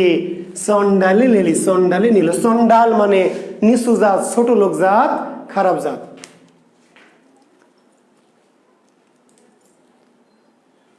নিয়ে নিল, লেলি মানে নিল। তাহলে ভুসুকুবা যখন বাঙালি হলো, বাঙালি হলো মানে নিজের ছোট জাতে যখন এলো, তো নিজে যখন ছোট জাতে এলো, তার স্ত্রী কি বড়লোক জাতে থাকবে? বুঝেন না? কারণ ভুসুকুবা যেহেতু বড়লোক জাত থেকে ছোট লোক জাতে এলো, আর সে যখন ছোট লোক জাতে এলো, তখন তার যে ঘরণী বা স্ত্রী, সে কি বড়লোক ঘরে থাকবে? সেও তার নিজ ঘরণীকে চন্ডালে নিল, বা নিজের পরিবার বা স্ত্রীকেও কি করলো? ছোট জাতে নামিয়ে নিল, চন্ডালে নামিয়ে নিল। যেহেতু বাঙালি চন্ডাল, তার মানে আমি যখন চন্ডাল হলাম, আমার স্ত্রীও কি চন্ডালে নেমে গেল বা চন্ডালে নিল। তাই এই যে দেখেন, আমি বাংলার টিচার বলেই তো কম দামি। যদি ইংরেজির টিচার হতাম, যদি ফিজিক্সের টিচার হতাম, তাই না, কিংবা যদি এসপি হতাম, যদি ফরেন অ্যাফেয়ার্স ক্যাডার হতাম, তো বোঝেন নাই? তাই না? আমার যে বন্ধু ধরেন এসপি বা কেএসপি হয়ে গেছে, তার বউ যখন বাজারে যায়, তখন কি সাথে 2টা করে বডিগার্ড থাকে? আমার বউ যখন বাজারে যায়, তখন কি বডিগার্ড থাকে? তার মানে আমি যখন বাংলা টিচার, তার মানে আমার যে বন্ধু যখন বিশেষ ক্যাডার এসপি হয়েছে, তখন সে নিজে উচ্চ জাতে উঠেছে, তার স্ত্রী পরিবারকে উচ্চ জাতে উঠেছে, তার বউয়ের সাথে বডিগার্ড থাকে, গাড়ি থাকে, তাই না? আর আমি যেদিন বাংলার টিচার হয়েছি, আমি তো ছোট জাত হয়েছি, আমার বউকে কি করেছি, ছোট জাতে নামিয়েছি। আমার বউ যখন বাজারে যায় তখন সাথে বডিগার্ড যায়। দোকানদার কি বলে, এই সর সর, স্যারের বউ আসতেছে। যখন এসপির বউ যায় বাজারে তখন দোকানদার, এই সর সর সর, এসপি স্যারের বউ আসতেছে, এই ওসি স্যারের বউ আসতেছে, এই ডিআইজি স্যারের বউ আসতেছে, ভাই সরেন সরেন। কোনো মাস্টারের বউ গেলে কি বলে, কে ভাই সরেন সরেন, ভাই মাস্টার বউ আসতেছে। জি, তাহলে আমি যখন বাঙালি হয়েছি, বাংলা টিচার হয়েছি, তখন কি আমি ছোট জাত হয়েছি, মানে আমার পরিবার বা স্ত্রীকেও কি ছোট জাতে নামিয়েছি। আর আমি যদি উচ্চ জাতে যেতাম, এসপি হতাম, ফরেন অ্যাফেয়ার্স ক্যাডার হতাম, বডিগার্ড থাকতো, গানম্যান থাকতো, তাহলে আমার বউ উচ্চ জাতে উঠতে, বুঝেন নাই? তাহলে ভুসুক বা দুঃখ করে বললো যে আজ থেকে ভুসুকও বাঙালি হইলো। আর ভুসুকও বাঙালি হলো মানে কি, তার পরিবার বা স্ত্রীকেও কি করলো, ছোট জাতে নামানো। জি, থ্যাংক ইউ। তাহলে ভুসুকুপা কত নম্বর পদে নিজেকে বাঙালি বলে দাবি করেছে? 49 নম্বর পদে নিজেকে বাঙালি বলে দাবি করেছে। আর ভুসুকুয়ার প্রকৃত নাম কি? জি, শান্তিদেব। কোন বংশীয়? উচ্চ রাউত বংশীয়। আরেকজনের নাম আমরা বলেছিলাম লুইপা। লুইপা। তো লুইপা দুটি পদ লিখেছিলেন। লুইপা রচিত পদ সংখ্যা কয়টি? 2টি। মনে আছে তো? কত কত নম্বর পদ একটু লিখে নেবেন। 1 এবং কি 29। 1 এবং 29 লুইপা রচিত পদ সংখ্যা। জি না, আমি শিক্ষকতা করি বলে আমার নিজের মনের কাছে কোনো অতৃপ্তি নেই, জাস্ট আপনাদের ফান করলাম। আমি যে বাংলার শিক্ষক, আসলে আমি তো ভালোবেসে শিক্ষক হয়েছি। জীবনে একটা বিসিএস দিয়েছি ভাই, একটা বিসিএস, 27 বিসিএস। আমি এমএ পাশ করার আগেই চাকরি পেয়ে গেছি। আমি 27 বিসিএস যখন দেই তখন আমার মাস্টার্স শেষই হয়নি, বুঝতে পারলেন? আমি অনার্স 4th ইয়ার দিয়েই বিসিএসে করেছি। তো যাই হোক, সেটা আমি বলছি, আমি মজা করে বললাম। শিক্ষক হয়ে আমার কোনো দুঃখ নেই, আমার অহংকার করি আমি, বুঝেন নাই? কারণ আমি বাংলাদেশে অনেক এএসপি তৈরি করেছি, বুঝেন? অনেক এএসপি আমি কি তৈরি করেছি, অনেক ফরেন অ্যাফেয়ার্স ক্যাডার তৈরি করেছি, অনেক ম্যাজিস্ট্রেট তৈরি করেছি, বুঝেন নাই? বাংলাদেশে অনেক আছে এসপি ম্যাজিস্ট্রেট যারা আমাকে দেখলে সালাম দেয়, আমাকে দেখে উঠে দাঁড়ায়। তো সেটি তো আমার গর্ব। আমি একজন এসপি হলে তো মানুষ সালাম দিত, সম্মান করতো ভয়ে। আর এখন অনেক এসপি কি করে, ম্যাজিস্ট্রেট, এরা আমাকে সালাম দেয় কি ভালোবাসে, শ্রদ্ধায়। তা আমি তাদের চেয়ে ছোট না বড়? জি, অনেক বড়। জি, তাই না? আপনি যখন এসপি হবেন, যখন ম্যাজিস্ট্রেট হবেন, সচিব হবেন, আমাকে দেখলে সালাম দেবেন না, উঠে দাঁড়াবেন না? তাহলে আমি সচিব বা ম্যাজিস্ট্রেট ডিসির চেয়ে কি ছোট? জি, অনেক বড়। জি, কাজে এটি আমার সার্থকতা। জি, তো লুইপা রচিত পদ সংখ্যা 2টি। লুইপা রচিত পদ সংখ্যা 2টি, প্রথম এবং 29। তাহলে 29 নং পদ কার লেখা? লুইপার লেখা। 1 নম্বর পদ, প্রথম চর্যার প্রথম পদের রচয়িতা কে? লুইপা। চর্যার প্রথম পদের রচয়িতা লুইপা। 1 নম্বর পদ। জি, চর্যার প্রথম লাইন লুইপার লেখা। চর্যার প্রথম লাইনটা কার লেখা? লুইপার লেখা। খুব গুরুত্বপূর্ণ লাইন, লিখে নেবেন। জি, চর্যার 1 নম্বর পদ লুইপার। চর্যার প্রথম পদ, প্রথম 1 নম্বর লাইনের রচয়িতাকে লুইপা। চর্যার প্রথম লাইনটা কার? লুইপার। জি, লিখে নেন।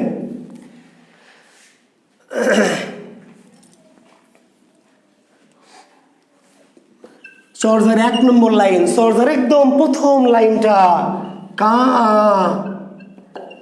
তরু বড় পাঞ্চবি ডাল চঞ্চল চিয়ে পৈঠা কাল। কা তরু বড় পাঞ্চবি ডাল, কা তরু বড় পাঞ্চবি ডাল চঞ্চল চিয়ে পৈঠা কাল। দেখতে পাচ্ছেন না? ঢেকে গেল।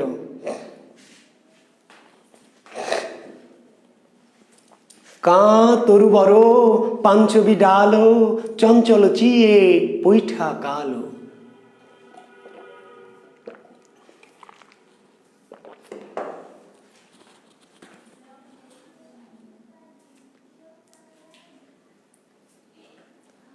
কা তরু বড় পাঞ্চবি ডাল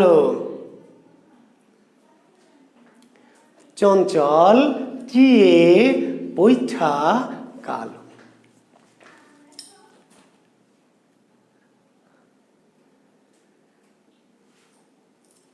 হ্যাঁ দিয়েছি, সরিয়ে দিয়েছি, দেখেন এখন দেখা যাচ্ছে মনে হয়। এখনো দেখা যায় না? এখন তো দেখা যাওয়ার কথা। ও আর একটু সরাবো। ওকে,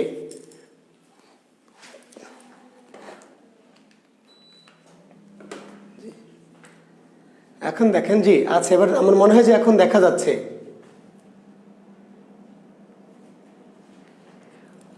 এখন দেখেন বাংলা করতে হবে আমাদের, বাংলা। কি করতে হবে? বাংলা করতে হবে। জি আচ্ছা, তাহলে আচ্ছা এখানে দেখেন তো অনেক কিছু আপনি বাংলা জানেন, কিন্তু আপনি মনে করছেন যে জানি না, আসলে সব জানেন না। না, 70 ভাগ 60 ভাগ 70 ভাগ জানেন, আর অল্প কিছু জানেন না। জানেন কি কি? দেখেন, তরু জানেন না, তরু জানেন না, বাংলা জানেন না তরুর। আপনি কেন বলছেন স্যার কিচ্ছু বুঝতে পারছি না? আপনি অনেক কিছু বোঝেন, বোঝার চেষ্টা করেন। তরু বোঝেন আপনি, তরু। ডাল বোঝেন না? ডাল বোঝেন তো ভাই, ডাল। চঞ্চল বোঝেন না? চঞ্চল বোঝেন তো, চঞ্চল। কাল বোঝেন না? কাল আপনি পড়েন না? অতীতকাল, বর্তমানকাল, ভবিষ্যৎকাল। জি, তাহলে অনেক কিছু তো বোঝেন। আচ্ছা, কায়া মানে দেহ। কায়া মানে কি? দেহ, দেহ, শরীর। কায়া মানে দেহ। আমরা আধুনিক যুগে এইভাবে লিখি, কয়াকার অন্তস্থ আকার, কায়া। এটা প্রাচীন বাংলায় কয়াকার আ, কায়া। দেহ, কায়া মানে কি? দেহ, দেহ। তরু মানে গাছ। তরু বড় মানে বড় গাছ। তরু বড় মানে কি? বড় গাছ। জি হ্যাঁ, প্রাচীন বাংলায় লেখা আছে আবু সাইদ, প্রাচীন বাংলায় লেখা আছে। এটাকে আধুনিক বাংলায় করতে হবে। জি, এটা লেখা আছে 650 সালের বাংলায়, এটাকে 2021 সালের বাংলা করতে হবে, এই জন্য আধুনিক বাংলা। তাহলে দেহ তরুর, দেহ নামক বড় তরুর 5টি ডাল। তাহলে দেহ তরুর বাংলাটা লিখে দিই, অনেকে লিখে চাচ্ছেন। দেহ তরুর কি? দেহ তরুর 5টি ডাল। দেহ নামক যে বড় গাছ, দেহ নামক যে বড় তরুর কি? 5টি ডাল। এখন পরীক্ষা আসবে, দেহ তরুর 5টি ডালে, ডাল বলতে আসলে কি বোঝানো হয়েছে? এই 5টি ডাল বলতে আসলে কি বোঝানো হয়েছে শিক্ষার্থী বন্ধুরা? পঞ্চ ইন্দ্রিয় লিখে নেন। এই 5টি ডাল, দেহের যে 5টি ডাল, এই 5টি ডাল বলতে কাকে বোঝানো হয়েছে? পঞ্চ ইন্দ্রিয়। জি। চঞ্চল চিয়ে পৈঠাকাল। চঞ্চল মানে চঞ্চল। চঞ্চল মানে কি? চঞ্চল। চঞ্চলেরকে বাংলা করতে হবে জি, অস্থির। যে চঞ্চল, অস্থির। চিয়ে মানে চিত্ত। চিত্ত মানে কি? মন। চিত্ত মানে মন। চঞ্চল মনে, পৈঠা মানে প্রবিষ্ট, প্রবেশ করেছে। কাল মানে খারাপ কিছু। কাল, কাল। এই কাল বলতে আমরা অতীত, বর্তমান, সময় না। কালের দুইটা মিনিং, একটা হলো সময় আর একটা হলো খারাপ, খারাপ। চঞ্চল চিত্তে প্রবেশ করেছে কি? কাল। তাহলে বাংলা করে নিই, চঞ্চল চিত্তে। আমার বলছি চিত্তের আরো সহজ বাংলা হচ্ছে মন। ডাবল দাড়ি এই জন্য দেওয়া হয় আজহার তাওহীদ, যে ওই যুগে, যেই যুগের বাংলা, সেই যুগে অন্য কিছু ছিল না ভাই। আজহার তাওহীদ যেই যুগে এটা লেখা হয়েছে 650 সালে, 950 সালে, তখন দাড়ি ছাড়া অন্য কোন বিরাম চিহ্ন ছিল না। আপনি আমার ব্যাকরণের কোর্স করেননি, এই জন্যই অগামগা প্রশ্ন করতেছেন। জি, ব্যাকরণের কোর্স নিশ্চয় আপনি করেননি। জি, আমরা বলে দিয়েছি যে ওই যুগে, আধুনিক যুগের আগে, প্রাচীন মধ্যযুগে অন্য কোনো বিরাম চিহ্ন ছিল না বিধায় শুধু এক দাড়ি আর দুই দাড়ি, এক দাড়ি আর দুই দাড়ি, কমার জায়গায় এক দাড়ি, দাড়ির জায়গায় দুই দাড়ি আগের যুগে ব্যবহার করা হতো। জি, তাহলে দেহতরুর 5টি ডাল, চঞ্চল চিত্তে, পৈঠা মানে প্রবেশ করেছে। পৈঠা মানে কি? প্রবেশ করেছে। প্রবেশ করেছে কাল। ওকে, দেহতরুর 5টি ডাল, চঞ্চল চিত্তে প্রবেশ করেছে কাল। আর একটি কথা বলেছে, আবার বলছে যে এই চর্যাপদের কথাগুলি কিন্তু সাধারণ কোনো কথা নয়। সাধারণ কথা না, এগুলো কি সাধনার কথা, ভজনার কথা। ওই যে লালনের গানে যেমন আছে, খাঁচার ভিতর অসীম পাখি কেমনে আসে যায়। আসলে এখানে খাঁচার পাখি বাইরের অর্থ, কিন্তু এর ভিতরে একটা গভীরতর মিনিং আছে। চর্যাপদের আমরা একটা বাইরের অর্থ দাঁড় করাচ্ছি, কিন্তু এর ভিতরে গভীরতর একটা মিনিং আছে, যেখানে আমরা যাচ্ছি না। কেন যাচ্ছি না?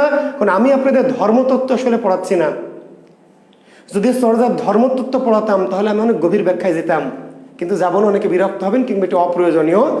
এর মধ্যে একটা গভীরতর ধর্মীয় ব্যাখ্যা আছে। জি, তো সেদিকে আমরা যাবো না, শুধু আমরা 12 মিনিট আছে। দেহ নামক গাছের 5টি ডাল, পঞ্চ ইন্দ্রিয়, চঞ্চল চিত্তে প্রবেশ করেছে কাল।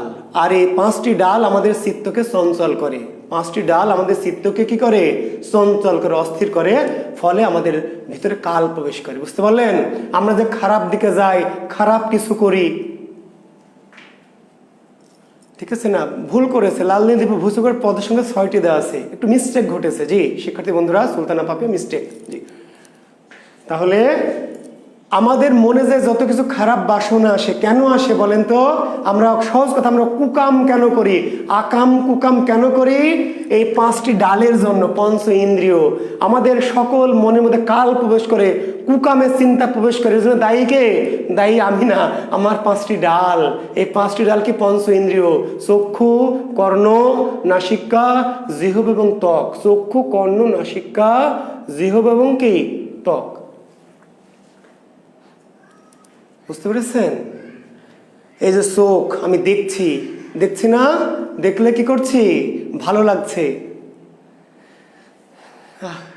কি আমার বউ কেমন ট্যাপা টুপা, গোলগাল, নাদুস নুদুস, আর আলেয়া ভাট কি সুন্দর সিলিম, কি সুন্দর চকচকে গ্লেসি, তাহলে আমার ভালো লাগছে, পেতে ইচ্ছে করছে। ফলে আমার মনের মধ্যে কাল প্রবেশ করছে, কাল, খারাপ কিছু। তো যদি ইন্দ্রিয় না থাকতো, যদি চোখ না থাকতো, তাহলে আমার ভিতরে কাল প্রবেশ করতো না। তাহলে আমাদের ভিতরে কাল প্রবেশ করে কিসের দ্বারা? 5টি ইন্দ্রিয়ের দ্বারা। চক্ষু, কর্ণ, নাসিকা, জিহ্ব এবং ত্বক। এই 5টি ইন্দ্রিয়ের দ্বারাই আমাদের ভিতরে কি? কাল বা খারাপ কিছু প্রবেশ করে। বুঝতে পারলেন? তো যেহেতু চর্যা একটা ধর্মতত্ত্ব, ধর্মতত্ত্বে এই কথাগুলি বলা আছে। আচ্ছা, আমরা সবর পা একটু লিখবো। সবর পা চর্যার বাঙালি পদকর্তা। সবর পা চর্যার কি? বাঙালি পদকর্তা হচ্ছে সবর পা, বাঙালি পদকর্তা। তাহলে ভুসুকুপা কিন্তু বাঙালি না, নিজেকে বাঙালি বলে দাবি করেছে।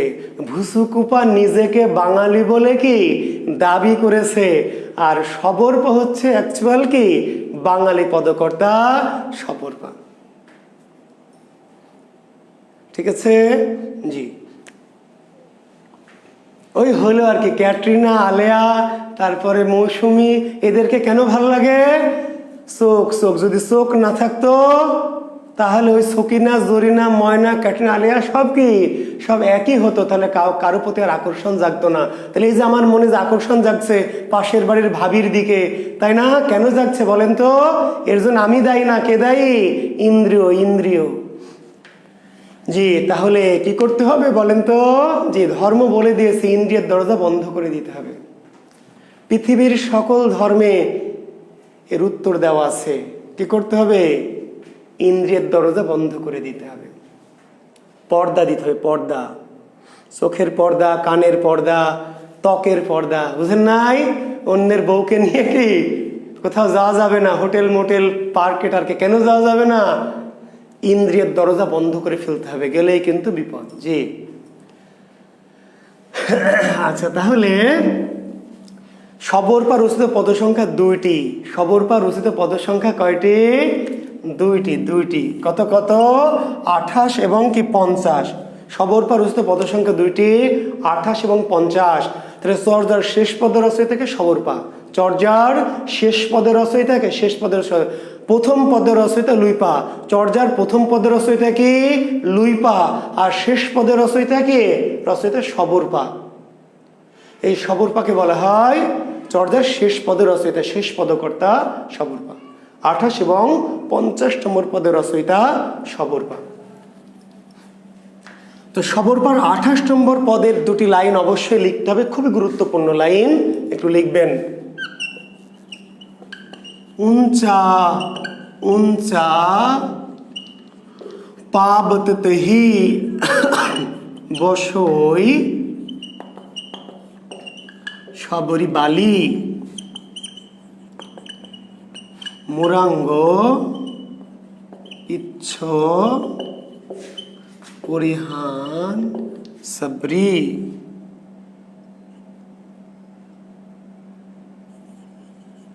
গিবত গুঞ্জর মালি। 28 নম্বর সবর পার 28 নম্বর পদটি খুবই গুরুত্বপূর্ণ। আচ্ছা জি, উঞ্চা উঞ্চা পাবতহি বসই সবরি বালি। উঞ্চা উঞ্চা পাবতহি বসই সবরি বালি মুরাঙ্গ পিচ্ছ পরিহান সবরি গিবত গুঞ্জর মালি।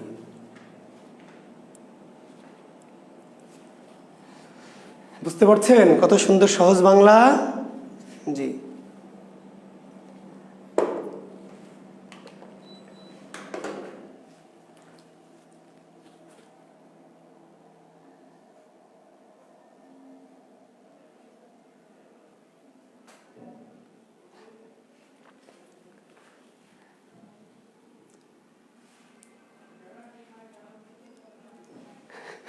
জি আচ্ছা। উঞ্চা উঞ্চা পাবতহি বসই সবরি বালি মুরাঙ্গ পিচ্ছ পরিহান সবরি গিবত গুঞ্জর মালি। বাঙালি কবি 3 জন না, বাঙালি কবি 5 জন, এটা নিয়ে একটু দ্বিমত আছে। এই বাঙালি কবি কতজন এই প্রশ্নে এক এক পণ্ডিত এক এক উত্তর দিয়েছেন। কেউ বলেছেন 3, কেউ বলেছেন 5, কেউ বলেছেন 6। শিকারী কবি ছিলেন এই সবরপা।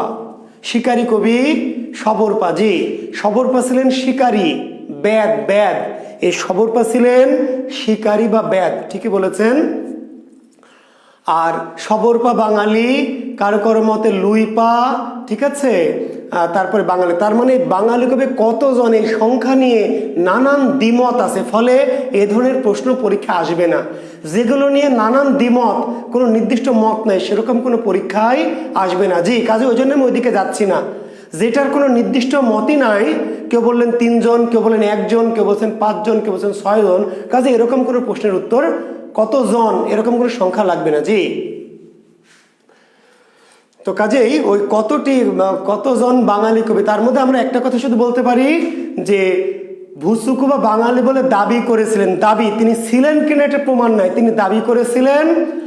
আর সবরপা যে বাঙালি ছিলেন এটা নিশ্চিত প্রমাণিত। সবরপা যে বাঙালি ছিলেন এটা প্রমাণিত নিশ্চিত। আর ভুসুকু বাঙালি দাবি করেছিলেন। এর বাইরেও কাউকে কাউকে বাঙালি বলে মনে করা হয়েছে। যেমন লুইপাকে কেউ কেউ বাঙালি মনে করেছেন, কান্নপাকে কেউ কেউ বাঙালি মনে করেছেন ইত্যাদি। জি তো আমরা এখন এর বাংলাতে আসব। যে বাংলা কি? উঞ্চা উঞ্চা পাবতহি, উঞ্চা উঞ্চা, উঁচা উঁচা, উঁচু উঁচু। উঞ্চা উঞ্চা মানে কি? উঁচা উঁচা, উঁচু উঁচু। বোঝেন না ভাই? উঁচা উঁচা বোঝেন না?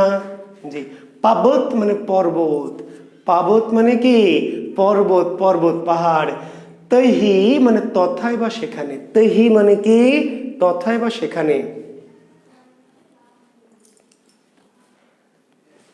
উঞ্চা উঞ্চা পাবতহি, উঁচা উঁচা পর্বত সেখানে। তথায়, তহি মানে কি? তথায়, তথায়। উঞ্চা উঞ্চা পাবতহি, উঁচু উঁচু পর্বত তথায় সেখানে।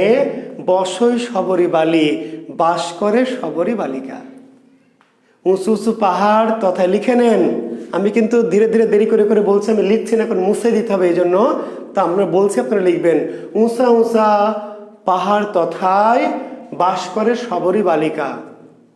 উঁচা উঁচা পাহাড় তথায় বাস করে সবরি বালি। বালি মানে বালিকা, বালি মানে বালিকা।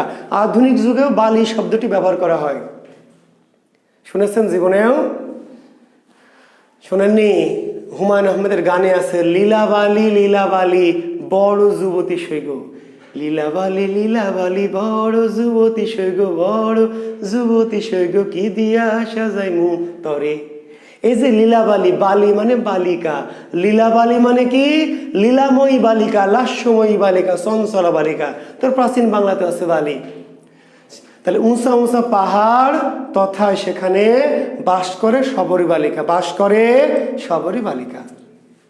শবরী মানে পাহাড়ি, শবরী মানে পাহাড়ি, শবরী মানে কি?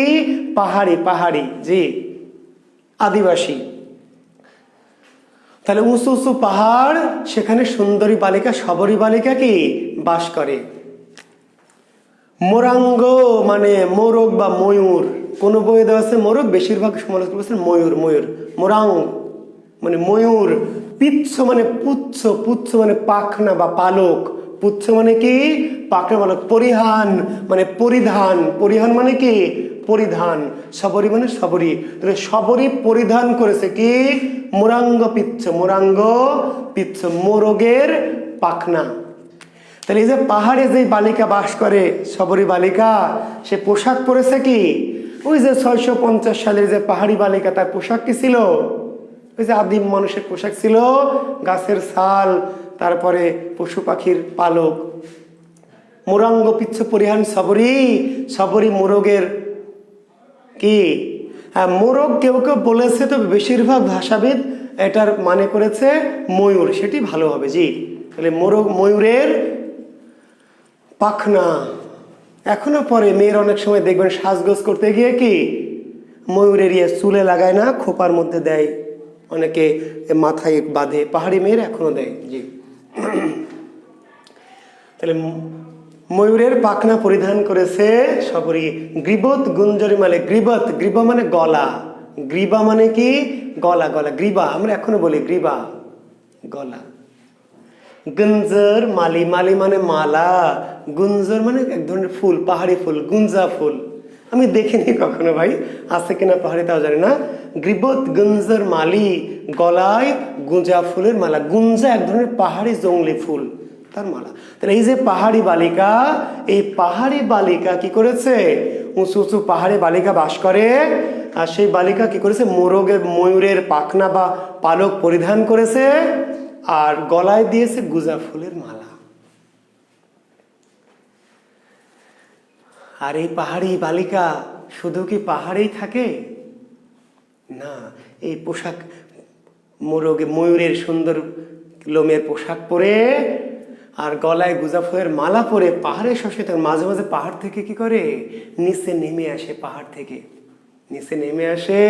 আমাদের লেখক সবর পার সামনে দিয়ে হাঁটটা যায়, তখন লেখকের বুকটা কি হয়? ফাটটা যায়, ফাটটা যায়। আসছেন, জি। একটা সুন্দরী মেয়ে, এত সুন্দর, তাই না? মোরগের কি পালক পরে, গলায় গুজা ফুলের মালা দিয়ে সামনে দিয়ে হেঁটে যাবে, সহ্য করা যাবে? প্রতিদিন কতদিন সহ্য করা যাবে বলেন তো? সুন্দরী মেয়ের সামনে দিয়ে রোজ রোজ হেঁটে গেলে সহ্য করা যায় না। শবরী বলছে, আলো সাবরি তৈ সম করিব মো সাঙ্গা। বালিকাকে বলছে, আলো সাবরি, ওরে সুন্দরী দাঁড়াও। এবার সুন্দরী দাঁড়িয়েছে, এত সুন্দর একটা মেয়ে প্রতি সামনে দিয়ে হেঁটে যায়, কি করবেন? এই মেয়ে সুন্দরী দাঁড়াও, তোমার সাথে কথা আছে। কি কথা? বলছে, আলো সাবরি তৈ সম করিব মো সাঙ্গা, তার সাথে আমি সাঙ্গা করব, শাদী করব, বিয়ে করব, জি। এটি 28 নম্বর চর্যা। কত নম্বর? 28 নম্বর। কার লেখা? সবর পার, জি, সবর পার, মনে রাখবেন। আরেকজন, একজন একমাত্র আপা, মনে আছে? চর্যার একমাত্র আপার নাম কি? কুক্কুরি আপা।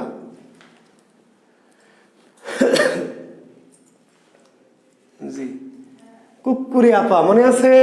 এই যে কি 24 জন বা 23 জন যে ভাই, 24 জন ভাইয়ার মাঝে একজন আপু, সে আপুটার নাম কি? কুক্কুরি আপু। চর্যার একমাত্র মহিলা পদকর্তাকে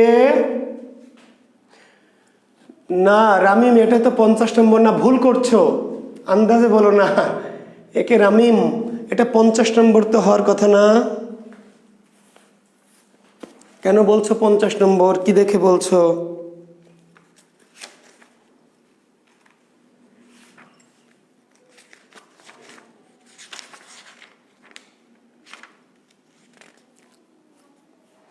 এটা 28 নম্বরে রামিম গাধা। আইডিয়া করে বলিস না, ঠিক আছে? কোনো কিছু ডাউট করতে হলে নিশ্চিত হয়ে বলবি, ঠিক আছে? রামিম গাধা, এটা 50 নম্বর না রামিম গাধা, এটা 28 নম্বর। হ্যাঁ, কোনো কিছু ডাউট করলে নিশ্চিত হয়ে ডাউট করবি, ডাউট করে অন্যকে ডাউটে ফেলিস না, ঠিক আছে? হ্যাঁ, তাহলে কুক্কুরিপা একমাত্র কি শহীদুল্লাহর মতে, কিন্তু এটা সর্বসিদ্ধ নয়। আদি সিদ্ধাচার্য, আদি পদকর্তা লুইপা, আদি পদকর্তা কি লুইপা, জি। আর সবরপা প্রবীণ বা প্রাচীন পদকর্তা, প্রবীণ বা প্রাচীন পদকর্তা। তো সর্জার আদি পদকর্তা, প্রথম পদের রচয়িতা কি আদি পদকর্তা লুইপা।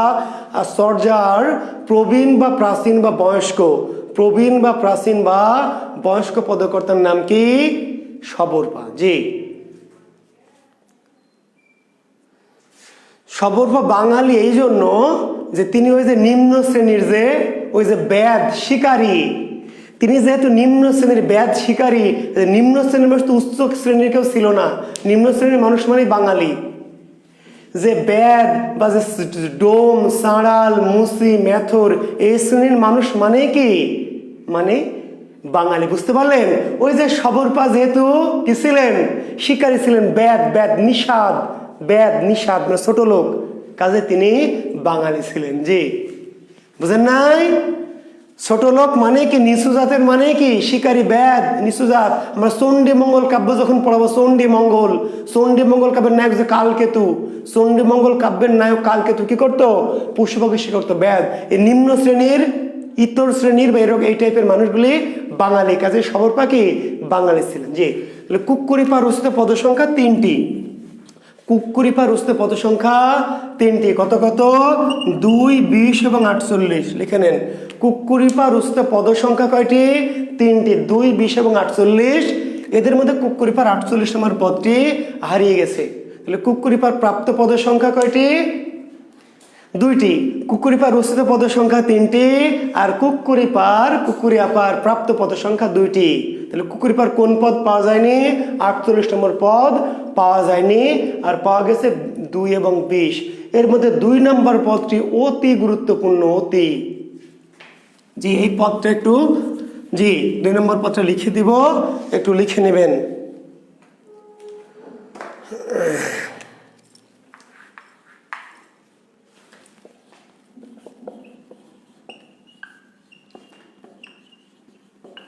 দিবসই বহুড়ি কাউই ডর ভা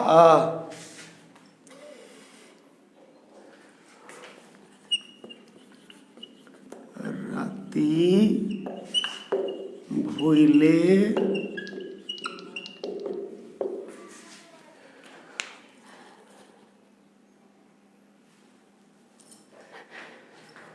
দিবসই বহুড়ি কাউইডর ভা রাতি ভইলে কামরু যা।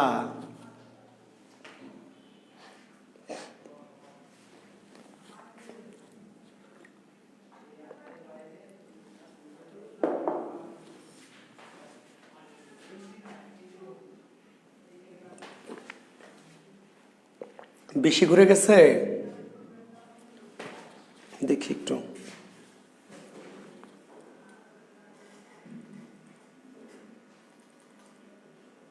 ঠিক আছে, তাহলে দিবসহি বহুড়ি কাউইডর ভা, দিবসহি বহুড়ি কাউইডর ভা রাতি ভইলে কামরু যা। এটা কুক্কুরিয়াপার 2 নম্বর চর্যা, খুবই গুরুত্বপূর্ণ চর্যা। এবং আপনারা যখন রিটেন পরীক্ষা দিবেন চর্যাপদের সমাজ চিত্র আসবে, চর্যাপদের সমাজ চিত্র, বুঝতে পারলেন? চর্যাপদের সমাজ চিত্র।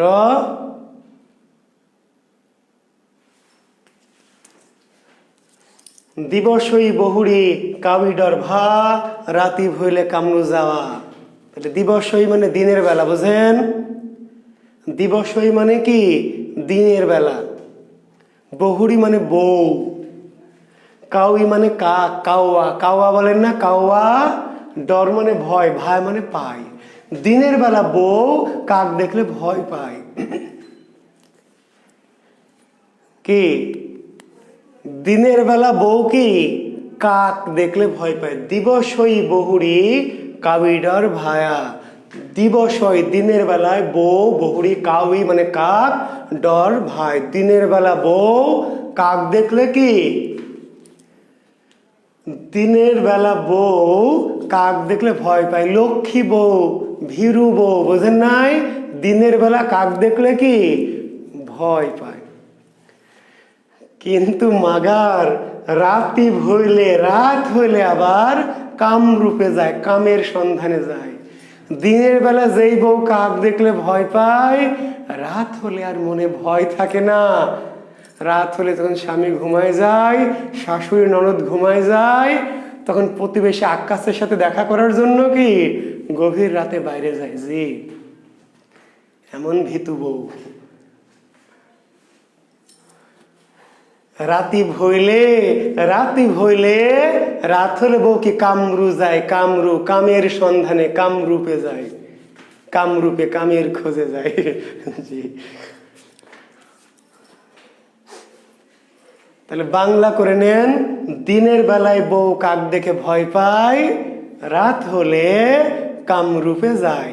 রাত হলে কি কামরূপে যায় বা কামের খোঁজে যায়, কামের খোঁজে, কামের সন্ধানে যায়, অভিসারে যায়। জি, থ্যাংক ইউ জিয়াউদ্দিন সাকিব। অভিসারে যায়, কামরূপে যায়। কামরূপে যাওয়া মানে অভিসারে যাওয়া, কামের খোঁজে যাওয়া।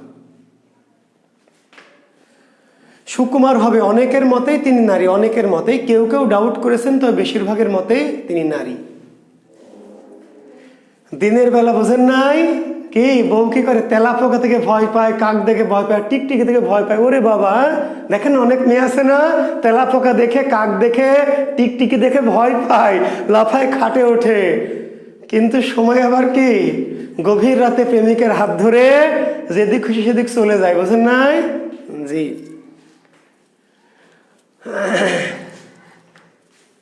তো কুক্কুরি আপার গুরুত্বপূর্ণ পদ। দিনের বেলা বউ কাক দেখে ভাবে, রাত হলে কামরূপে যায়। আচ্ছা, এবার লিখবেন চর্যাপদে 6টি প্রবাদ বাক্য আছে। লিখে নেন, চর্যাপদ যে এই যে 50টি পদ, এর মধ্যে 6টি পদে 6টি প্রবাদ বাক্য আছে। চর্যাপদের প্রবাদ বাক্যের সংখ্যা কয়টি? 6টি। চর্যাপদের প্রবাদ বাক্যের সংখ্যা 6টি। একটু লিখে নেবেন, চর্যাপদের প্রবাদগুলো একটু লিখে নেবেন। প্রবাদ,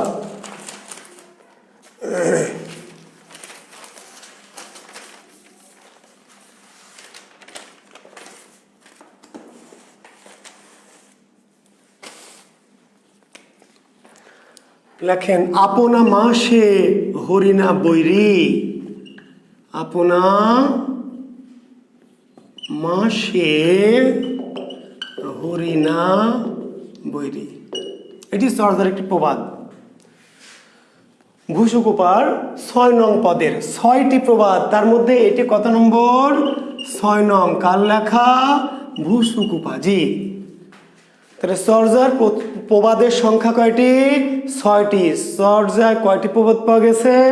6টি। জি, তার মধ্যে ভুসুকুপার 6 নম্বর পদে একটি আছে, আপনা মাংসে হরিণা বৈরি। এবং এই প্রবাদগুলি বিশেষ রিটেন পরীক্ষা আসবে। নিহিতার্থ লেখো।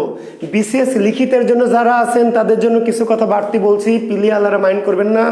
বিশেষ রিটেনে দেখবেন ব্যাকরণের প্রশ্নে প্রবাদের নিহিতার্থ আসবে। প্রবাদের নিহিতার্থ প্রাচীন মধ্যযুগের এই সমস্ত সাহিত্য থেকে আসবে। অলরেডি সালের কোশ্চেনে দেখবেন, আপনা মাসে হরিণা বৈরি, নিহিতার্থ লেখো। নগর পুরিলে দেবালয় কি এড়ায়, নগর পুরিলে দেবালয় কি এড়ায়, পিপিলার পাখা উঠে মরিবার তরে। এই টাইপের বেশ কিছু প্রবাদ বাক্যের কি নিহিতার্থ। নিহিতার্থ মানে বাইরের মিনিং না কিন্তু ভাই, নিহিতার্থ মানে কি ওই যে গভীরতর মিনিং, যে গভীরতর। তো বাইরের মিনিংটা এমনি মিনিং আধুনিক বাংলা, আর নিহিতার্থ যখন রিটেনে আসবে তখন এর গভীর মিনিংটা লিখতে হবে। তো আমি দু একটা বলে দিচ্ছি।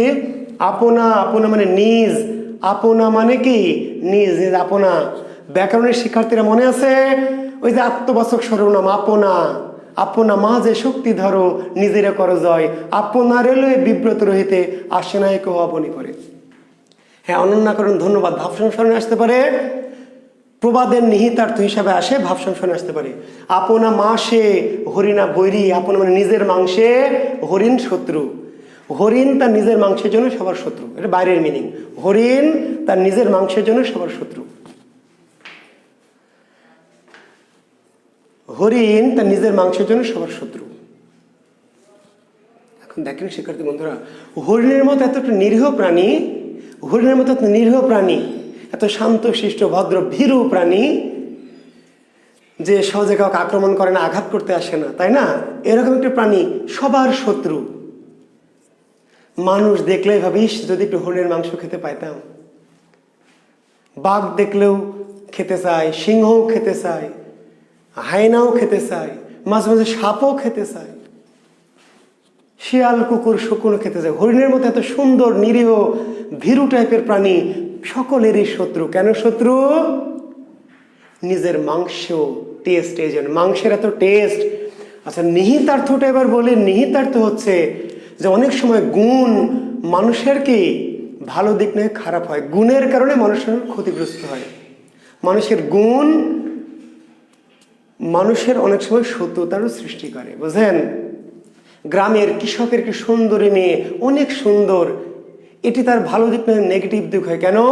গ্রামের ওই অসহায় করিম মিয়ার সুন্দরী যে মেয়েটি যখন বাইরে যায়, বের হয় কোনো কারণে, আশেপাশের মানুষ যেন এই সৌন্দর্য উপভোগ করে ভোগ করতে চায়, এই মেয়েটি বের হতে পারে না, তাই না? অনেক সময় তার ক্ষতির কারণ হয়।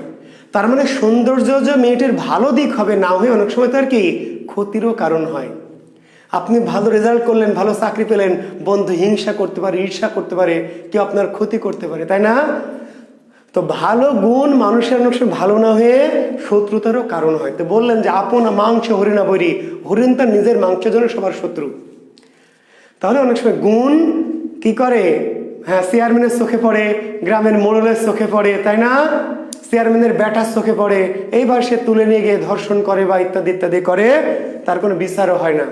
সুন্দর বলে যদি ওই কৃষকের ট্যাপা টোপা মোচা কালো কুলো মেয়ে হতো, তাহলে আর এই মেয়েটির সর্বনাশ কেউ করতো না। তার মানে এই রূপ বা সৌন্দর্য তার কি ভালো দিক না হয়ে তার ক্ষতির কারণ হয়। তার মানে গুণ যে সবসময় ভালো হবে তা না, অনেক সময় কি ক্ষতিরও কারণ হতে পারে, বুঝলেন? জি। এই যে দেখবেন যে অনেক সময় ফেসবুকে আমরা যখন ওপেন ক্লাস নেই, দু একজন ভাইয়া আছে ঢুকে কি করে, আজে বাজে কমেন্টস করার চেষ্টা করে, আমাকে বিব্রত করার চেষ্টা করে, ছোট করার চেষ্টা করে। কেন করে জানেন? ঈর্ষা থেকে। এরা হয়তো অন্য কোনো ভাইয়ার শিষ্য কিংবা অন্য কোনো গুরু শিষ্য বা অন্য কোনো কোচিং সেন্টারের ভক্ত। তো যখন আমার এই যে গুণ, আমাকে যে আপনারা ভালোবাসেন, পছন্দ করেন, বা সারা বাংলাদেশে আমি ছড়িয়ে যাচ্ছি, এটি তো অনেক ঈর্ষান্বিত হবে, হয়ে কী করবে? আমার নামে খারাপ কথা বা আমাকে ছোটো করার চেষ্টা করতে পারে, এটা কিন্তু করবে। তার মানে আমার গুণের জন্য যেমন আমার মানে ভালো দিক, ঠিক তেমনি আমার কিন্তু শত্রুতাও সৃষ্টি হবে। কারণ অনেক কোচিং সেন্টার যে 500 টাকা দিয়ে একটা বাংলা পড়ায়, তা আমাদের কোচিংয়ে মানুষ কেন আসবে? 500 টাকা দিয়ে রিয়াদ হোসেন স্যার অঙ্ক করায়, এত ভালো অঙ্ক, অমুক স্যার ইংরেজি পড়ায়, তাহলে 10,000 20,000 টাকা দিয়ে কেন কোচিংয়ে ভর্তি হবে? তাহলে কোচিংওয়ালার আমাদের পিছনে লাগবে না, আমাদের কিন্তু বাঁশ দেওয়ার চেষ্টা করবে, বুঝতে পারলেন? জি, তা আমি দালাল শব্দটি বললাম না। তার মানে এই যে আমরা আপনাদের ভালো করছি, এই ভালো অনেকের চোখে কিন্তু সহ্য হবে না, বুঝতে পারলেন? অনেকে কিন্তু নানানভাবে আমাদেরকে কি করার চেষ্টা করবে, হেয় করার চেষ্টা করবে, আমাদের বিরক্ত করার চেষ্টা করবে, আমাদের বিরুদ্ধে নানান কিছু কি করবে, প্রোপাগান্ডা ছড়াতে পারে। কেন? ওই যে ভাই যে গুণ যে সবসময় ভালো হবে তা না, গুণ মানুষের কি ক্ষতিরও কারণ হতে পারে, হয়। অনেক এরকম ঘটনা অনেক আছে। তো আমি যেটা বলছিলাম যে আপনা মাংসে হরিণা বৈরী, তাহলে হরিণ তার নিজের মাংসের জন্য সকলের শত্রু। জি। আচ্ছা, এরপরে আরেকটি প্রবাদ লেখেন, কি, হাড়িত ভাত নাই নীতি আবেশী। হাড়িত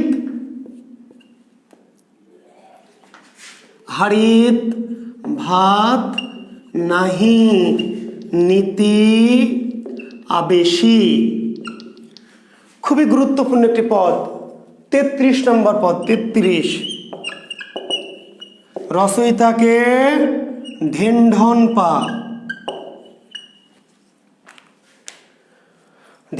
পা। জি।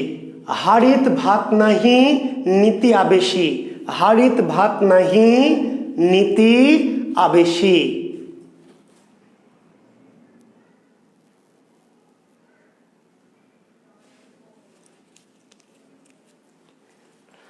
কত নম্বর পদ আসবে লাইনটা তুলে দে, প্রিলিমিনারিতে আসবে যে কত নম্বর পদ, তাই না? তাহলে উত্তর দিতে হবে 33 নম্বর পদ।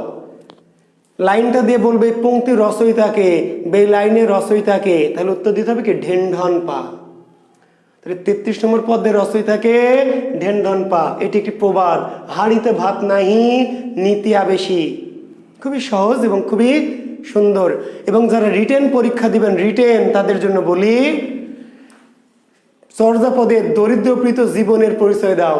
যারা রিটেন পরীক্ষা দেবেন, খুবই গুরুত্বপূর্ণ প্রশ্ন এবার রিটেনের জন্য। চর্যাপদের দরিদ্রপ্রীত জীবনের পরিচয় দাও, বা অন্তর জীবনের পরিচয় দাও, বা দুঃখী মানুষের জীবনের পরিচয় দাও, এমন যদি প্রশ্ন হয় তাহলে লাইনটা লাগবে।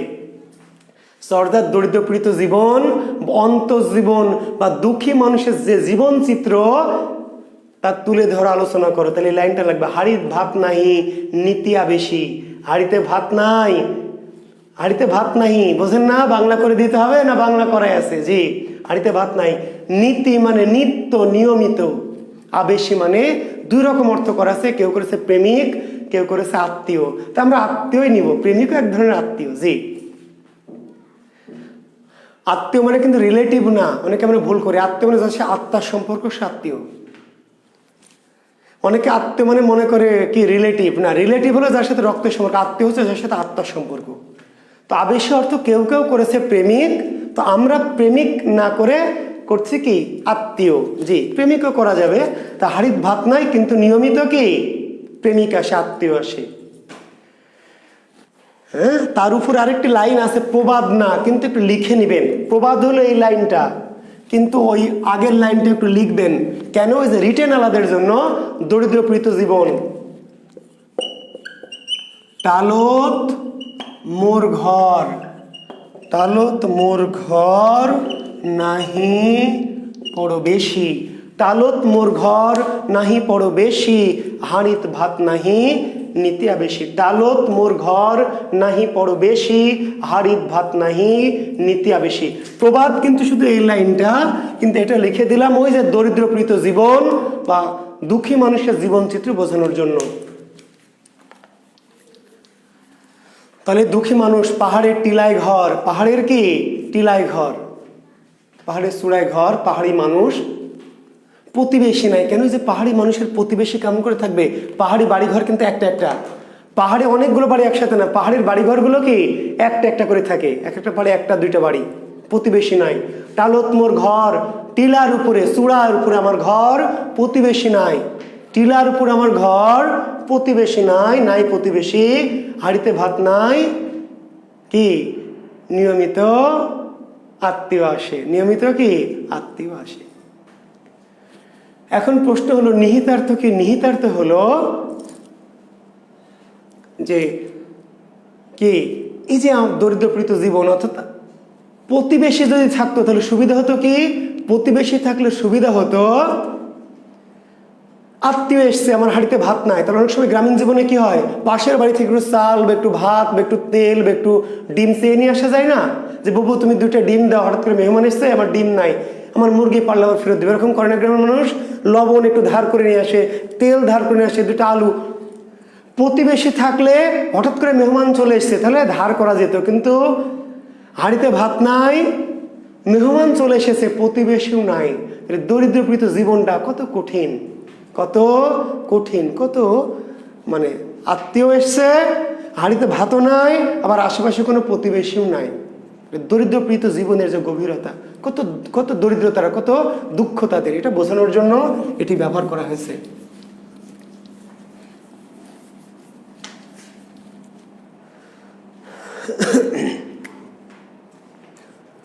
এরপর একটি প্রবাদ লিখবেন, দুহিল দুধুকি বেন্টে সামাই, দুহিল দুধুকি বেন্টে সামাই, একই 33 নম্বর সর্জার। দুহিল দুধুকি বেন্টে সামাই, দুহিল দুধুকি না আলাদাভাবে রচিত হয়নি, চর্যার মধ্যেই আছে। জি, চর্যার মধ্যেই এই প্রবাদগুলি চর্যাপদের মধ্যে, আলাদাভাবে না ভাই, চর্যার ওই লাইন 10-12টা লাইন তার মধ্যেই। দুহিল দুধুকি বেন্টে সামাই, কত নম্বর? ঢেনঢন পাল লেখা 33 নম্বর পদ। ঢেনঢন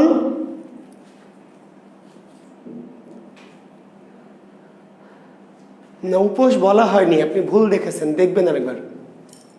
দুহিল দুধুকি বেন্টে সামাই, এই লাইনটা ব্যাখ্যা করতে হলে আগের লাইনটা একটু লিখতে হবে। যদিও প্রবাদ এই লাইনটাই, প্রবাদ এই লাইন, কিন্তু ব্যাখ্যা করতে হলে আগের লাইনটা লাগবে।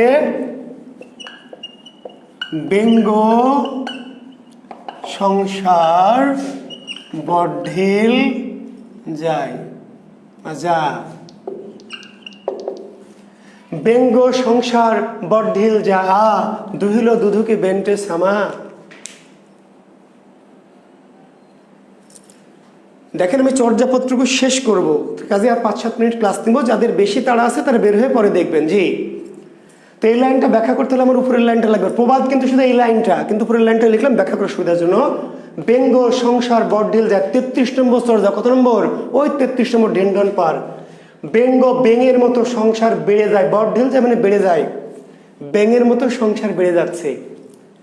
টিলার উপর ঘর, পাহাড়ে টিলায় ঘর, প্রতিবেশী নাই, হাঁড়িতে ভাত নাই, আত্মীয় আসছে, খুবই দারিদ্র অবস্থা।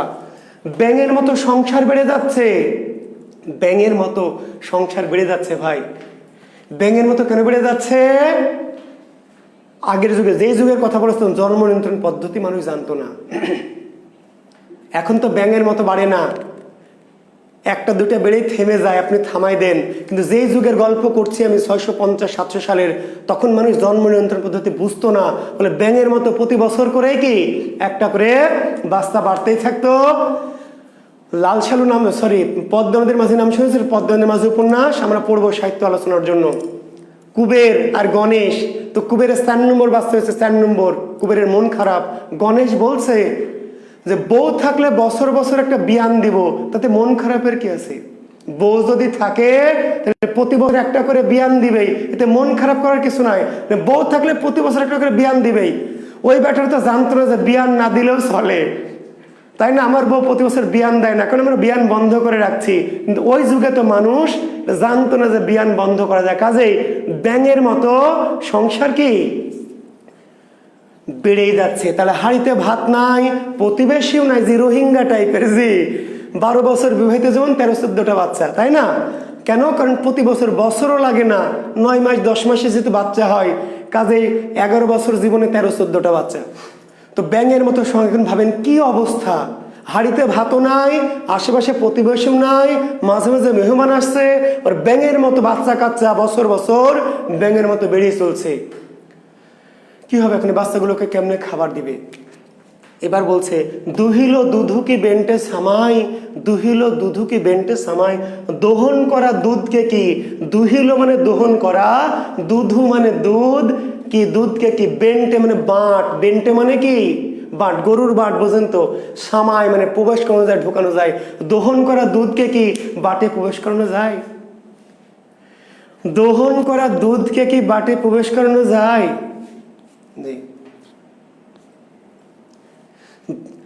দুহিল দুধুকে বেন্টে সামাই, দোহন করা দুধকে কি বাটে প্রবেশ করানো যায়?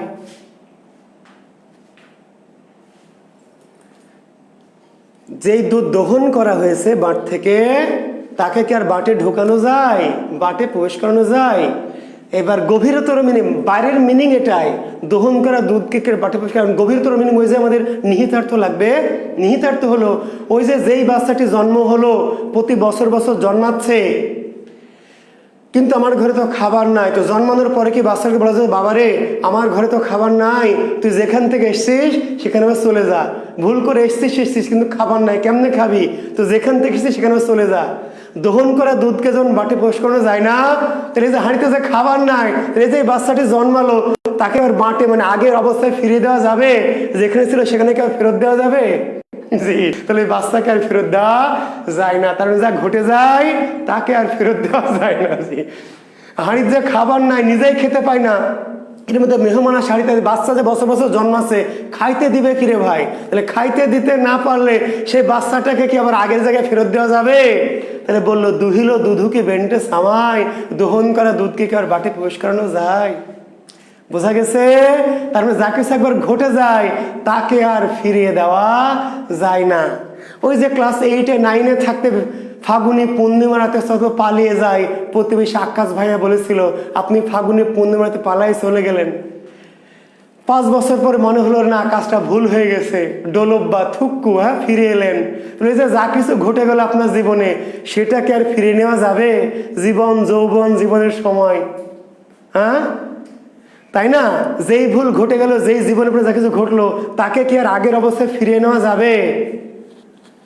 এখন আপনি এমএ পাস করেছেন, বিশেষ ক্যাডার হবেন, হয়ে মনে হলো ওই সকিনার বাপকে বিয়ে করে সেটার থাক বাদ, হবে না। জীবনে যা কিছু ঘটে যায় তাকে আর ফিরিয়ে আনা কি যায় না। জি। আচ্ছা, এরপর পরের প্রবাদটি লেখেন কি, আচ্ছা, হাতের কঙ্কন মা লৌ দাপন। আমরা শেষ করবো আর 3টি প্রবাদ বলে। হাতের কঙ্কন মা লই দাপন। হাতের কঙ্কন মালই দাপন। হাতের কঙ্কন মা লই না লৌ, সরি, লৌ দাপন। হাতের কঙ্কন মালৌ দাপন। 32 নম্বর চর্যা। কত নম্বর? 32 নম্বর। হাতের কঙ্কন মালৌ দাপন, 32 নম্বর চর্যা। সরহপা, রসই থেকে সরপা। হাতের কঙ্কন মালৌ দাপন। হাতের কঙ্কন, হাতের কঙ্কন, কঙ্কন মানে বোঝেন? চুড়ি, চুড়ি, কঙ্কন, কঙ্গনা। জি, কঙ্গনা বাজতি হ্যাঁ, শোনেন না, হিন্দি তো ভালোই বোঝেন, কঙ্গনা, কঙ্কন, হাতের চুড়ি। মালৌ দাপন, মা মানে না, মা মানে না, না, লৌ মানে লাগে না, দাপন মানে দর্পণ। হাতের চুড়ি দেখতে দর্পণ লাগে না, হাতের চুড়ি দেখতে দর্পণ লাগে না। হাতের কঙ্গন মালৌ দাপন। হাতের কঙ্কন দেখতে দর্পণ লাগে না। দাপন মানে দর্পণ, দর্পণ মানে আয়না। হাতের চুড়ি দেখতে আয়না লাগে না, আয়নার প্রয়োজন হয় না, হয় নাকি? জি। হাতের কাকন দেখার জন্য আয়নার প্রয়োজন নাই, দর্পণের প্রয়োজন নাই। হাতের চুড়ি দেখবো, আয়নায় দেখতে হবে না, এমনি দেখা যায়। জি। তো এটা নিহিতার্থ কি? নিহিতার্থ হলো, নিহিতার্থ যে আমরা ধর্ম করার জন্য কি গয়া, কাশী, বৃন্দাবন যায়, মক্কা, মদিনা যায়, সত্য খোঁজার জন্য, ঈশ্বরকে খোঁজার জন্য। ঈশ্বর কোথায় থাকে? ঈশ্বর থাকে হৃদ মাঝারে, হৃদ মাঝারে। নজরুল বলেছে কি, মিথ্যা শুনিনি ভাই, এই হৃদয়ের চেয়ে বড় কোনো মন্দির কাবা নাই। এই হৃদয়ের চেয়ে বড় কোনো মন্দির কাবা নাই। ঈশ্বরকে দেখার জন্য, আল্লাহকে দেখার জন্য, সৃষ্টিকর্তাকে দেখার জন্য গয়া, কাশী, বৃন্দাবন, মথুরা, মক্কা, মদিনা যাওয়ার দরকার নেই। ঈশ্বর স্রষ্টা আল্লাহ কোথায় থাকে? হৃদয়ে, অন্তরে। একে দেখার জন্য দূরে যাওয়ার দরকার নাই। যে বুকের কাছেই থাকে, যে বুকের মধ্যেই থাকে, তাকে দেখার জন্য অনেক দূরে যাওয়ার দরকার নেই। বুঝতে পারলেন? হাতের কঙ্গন, হাতের কাকন দেখার জন্য যেমন আয়না দরকার হয় না, স্রষ্টাকে, ঈশ্বরকে, ঈশ্বর তো আত্মা, পরমাত্মা, ঈশ্বর তো আমারই আত্মার অংশ, তো আমার আত্মার মধ্যে আছে। স্রষ্টা যেহেতু আত্মাই থাকে, স্রষ্টাকে অনেক দূরে, লক্ষ লক্ষ টাকা খরচ করে অনেক দূরে গিয়ে স্রষ্টাকে খোঁজার দরকার হয় না। সত্যের সন্ধান করতে চাইলে হৃদয়ে ডুব দিতে হবে, আত্মার মধ্যে, দূরে না। বুঝতে পারলেন? সত্য কাছে আছে, সত্য আমার বুকের মধ্যে আছে, যেটা খুঁজতে অনেক দূরে যাওয়ার দরকার হয় না। জি। এরপরে সরহপাদের আরেকটি লাইন লিখে নেবেন। বরসুন গুহালি কিমু দুঠ বলন্দে। বরসুন গুহালি, বরসুন গোহালি কিমু দুঠ বলন্দে। নিচে লিখছি কিমু দুঠ বলন্দে।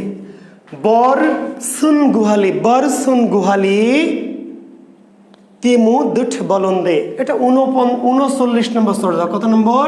39 নম্বর। সরহপাদেরই বরসুন গুহালি কিমু দুঠ বলন্দে, 39 নম্বর চর্যা। কার লেখা? ওই সরহপা। তাহলে সরহপার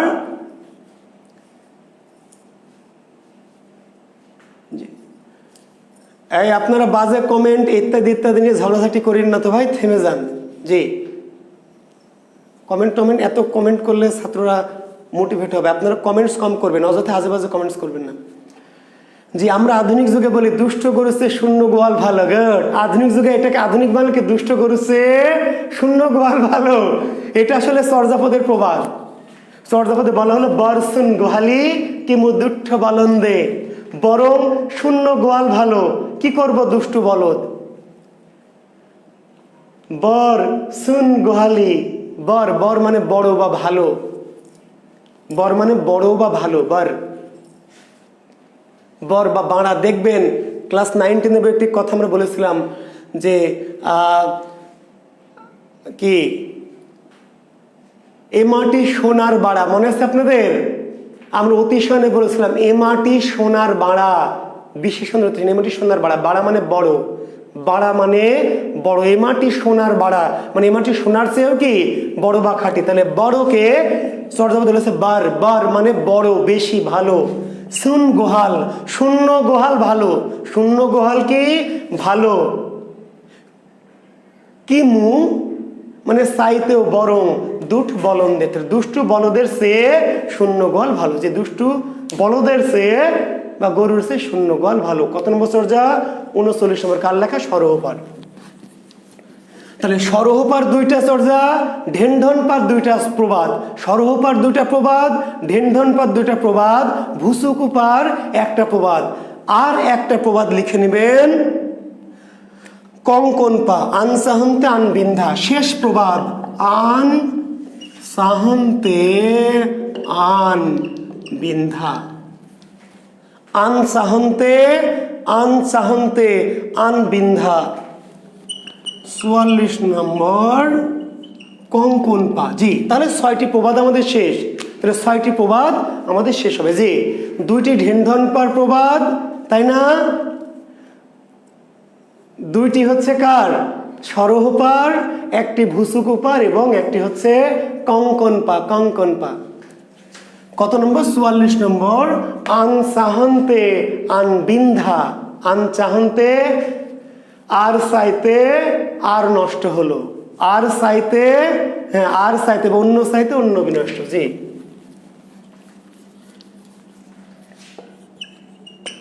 আর চাইতে আর বিনষ্ট হলো। জি, আর চাইতে আর বিনষ্ট হলো বা অন্য চাইতে অন্য বিনষ্ট হলো। জি, এরকম বলেছে, আর চাইতে আর বিনষ্ট হলো। আন চাহন্তে আন বিন্ধা, আর চাইতে আর বিনষ্ট হলো, বুঝতে পারলেন? আর না বলে অন্য চাইতে অন্য বিনষ্ট হলো।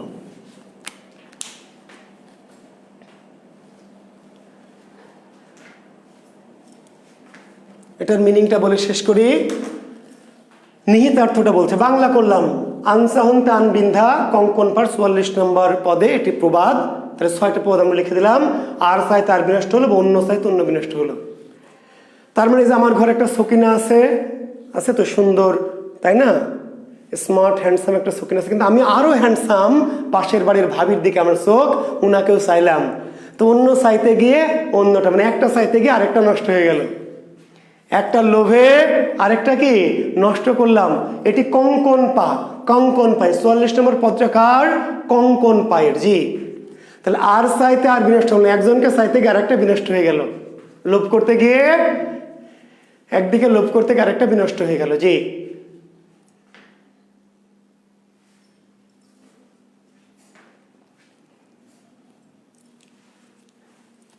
বুঝতে পারলেন? তার মানে আমি একটা লোভ করে আরেকটা নিজেরটা ছেড়ে আরেকটা লোভ করতে গেলাম, তাহলে একটা চাইতে গিয়ে আরেকটা বিনষ্ট হলো। অনেক সময় দুটোর দিকে তাকে কোনো কিছুই পাওয়া যায় না। তা বেশি লোভ করতে গেলে একটা ছাড়া আরেকটা ধরতে গেলে অনেক সময় কি দুটোই নষ্ট হয় বা হারিয়ে যায়। তাহলে আন চাহন্তে আন বিন্ধা, আর চাইতে আর নষ্ট হলো, অন্য চাইতে অন্য নষ্ট হয়ে গেল। জি, তো থ্যাংক ইউ শিক্ষার্থী বন্ধুরা। তা আমরা একটু বলি শেষ করি যে চর্যাপদের যে বাংলা ভাষা, এই ভাষাকে আমরা নাম দিয়েছি কি? আমরা নাম অতি লোভে তাঁতি নষ্ট। জি, অনেকটা এরকম কথা। জি, অতি লোভে তাঁতি নষ্ট। Thank you. তো আমরা শিক্ষার্থী বন্ধুরা এই ভাষার নাম দিয়েছি সন্ধ্যা ভাষা, সন্ধ্যা ভাষা। আমরা দেনি, কে দিয়েছে? হরপ্রসাদ শাস্ত্রী। চর্যাপদের ভাষাকে নাম দেওয়া হয়েছে কি? যদিও বাংলা। চর্যাপদের ভাষা যদিও বাংলা, প্রাচীনকালের বাংলা, কিন্তু এই বাংলা যেহেতু পুরোটা বোঝা যায় না, কিছুটা বোঝা যায়, কিছু বোঝা যায় না, অনেকটা আলোয়াধারী। সন্ধ্যাবেলায় যেমন কিছু জিনিস দেখা যায়, কিছু দেখা যায় না। সন্ধ্যার যখন হালকা অন্ধকার, হালকা আলো হালকা অন্ধকার, যে চর্যার যে ভাষা, কিছু বোঝা যায়, কিছু বোঝা যায় না। তাহলে চর্যার এটি বাংলা হলেও এই বাংলাটা পুরোপুরি বোঝা যায় না, ফলে এই বাংলাকে বলা হলো কি? সন্ধ্যা ভাষা বা সান্ধ্য ভাষা বা আলো আঁধারি ভাষা। তাহলে এই নামটা কে দিয়েছেন? হরপ্রসাদ শাস্ত্রী। তো চর্যাপদ থেকে আপনাদের কোনো প্রশ্ন আছে থাকলে দয়া করে দ্রুত করবেন, আমাদের ক্লাস শেষ। চর্যাপদ নিয়ে যদি আপনাদের কোনো প্রশ্ন থাকে, আর আগামী দিন চর্যাপদের পরীক্ষা, আগামী দিন ক্লাস নিব 9টা 15 থেকে, 9টা 15 থেকে ক্লাস, সোমবার ক্লাস শুরু হবে 9টা 15, আর 10টা 45-এ গিয়ে কি হবে? পরীক্ষা। কোনটার পরীক্ষা? চর্যাপদের। জি, আগামী সোমবারে 9টা 15 থেকে ক্লাস করাবো, পরের ক্লাস নিশ্চিত শিডিউল আছে। আর 10টা 45-এ গিয়ে এই যে দুটো ক্লাস দিলাম চর্যাপদের, এটার উপর পরীক্ষা। জি, আর চর্যা ছন্দ হচ্ছে মাত্রাবৃত্ত ছন্দ। চর্যাপদের ছন্দ কি? মাত্রাবৃত্ত। গুড। চর্যাপদ ছন্দ মাত্রাবৃত্ত। ছন্দ নিয়ে আলোচনা যেহেতু আজকে করছি না, ছন্দের দেখবেন ক্লাস আছে আমাদের আলাদা, শুধু জেনে রাখেন মাত্রাবৃত্ত। কেন মাত্রাবৃত্ত, কেমনে মাত্রাবৃত্ত, আপনাদের আমি শিডিউলে দেখবেন একটা শুধু আলোচনায় দিয়েছি 1 দিন 2 দিন ব্যাপী ছন্দ নিয়ে। কেন মাত্রাবৃত্ত, কেন অক্ষরবৃত্ত, কেন স্বরবৃত্ত, নানান কিছু হ্যান ত্যান। তো চর্যাপদের ছন্দ কি? মাত্রাবৃত্ত। এটুকু জেনে রাখেন। কেন মাত্রাবৃত্ত তার ব্যাখ্যা আমি যখন ছন্দ শেখাবো তখন আপনাদের ব্যাখ্যা করে বুঝাই দিব। জি, বুঝেন না তো আমি জানি। আমার লেকচার শিডিউলে দেখবেন, আমার লেকচার শিডিউলে শুধু একটা ক্লাস ব্যাপী শুধু ছন্দেরই শিডিউল দিয়েছি ভাই। এটা সাধারণ জ্ঞানের মতো হুট করে বলে বোঝানো যায়, এটা ব্যাখ্যা দিতে হবে। তো কাজে কেন মাত্রাবৃত্ত শুধু জেনে রাখেন, চর্যাপদের ছন্দ কি? মাত্রাবৃত্ত, ঝামেলা শেষ। কেন মাত্রাবৃত্ত, কেন অক্ষরবৃত্ত, কোন ছন্দ, কেন স্বরবৃত্ত, তার বিষয়ের ব্যাখ্যা আমি ছন্দ শিখে ক্লাসে বলবো। আর নতুন চর্যা বলে কোনো কিছু নাই, এটা নিয়ে আপনার জানতে হবে না। নতুন চর্যাপদ এ সম্পর্কিত কোনো কিছু আপনার বিশেষ না, বাংলাদেশের কোনো পরীক্ষা লাগবে না। বাদ। নতুন চর্যা একটা ভুয়া ধারণা, নতুন চর্যা বলে কিছু নাই। নতুন চর্যা নামে কিছু চর্যা আবিষ্কৃত হয়েছে যেটি আপনার বিশেষ কেন বাংলাদেশের কোনো পরীক্ষায় লাগবে না। জি, নতুন চর্যা বলে শখানেক চর্যা কেউ কেউ আবিষ্কার করেছে ভাই, বলে রাখছে নতুন চর্যা বলে যেই পদগুলো আবিষ্কৃত হয়েছে এগুলোর কোনো কাজ আমাদের জবের কোনো পরীক্ষায় নাই।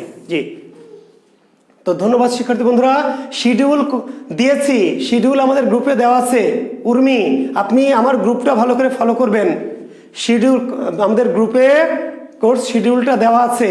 জি, শনি সোম বুধ আমাদের ক্লাস রাত 9টা কিংবা 9টা 15 মিনিট, 9টা থেকে 9টা 15 মিনিটের মধ্যে যে কোনো সময় আমরা ক্লাসে আসবো। জি, তো ধন্যবাদ, ভালো থাকবেন, সুস্থ থাকুন, আল্লাহ হাফেজ, দেখা হবে আগামীকাল। শুভরাত্রি।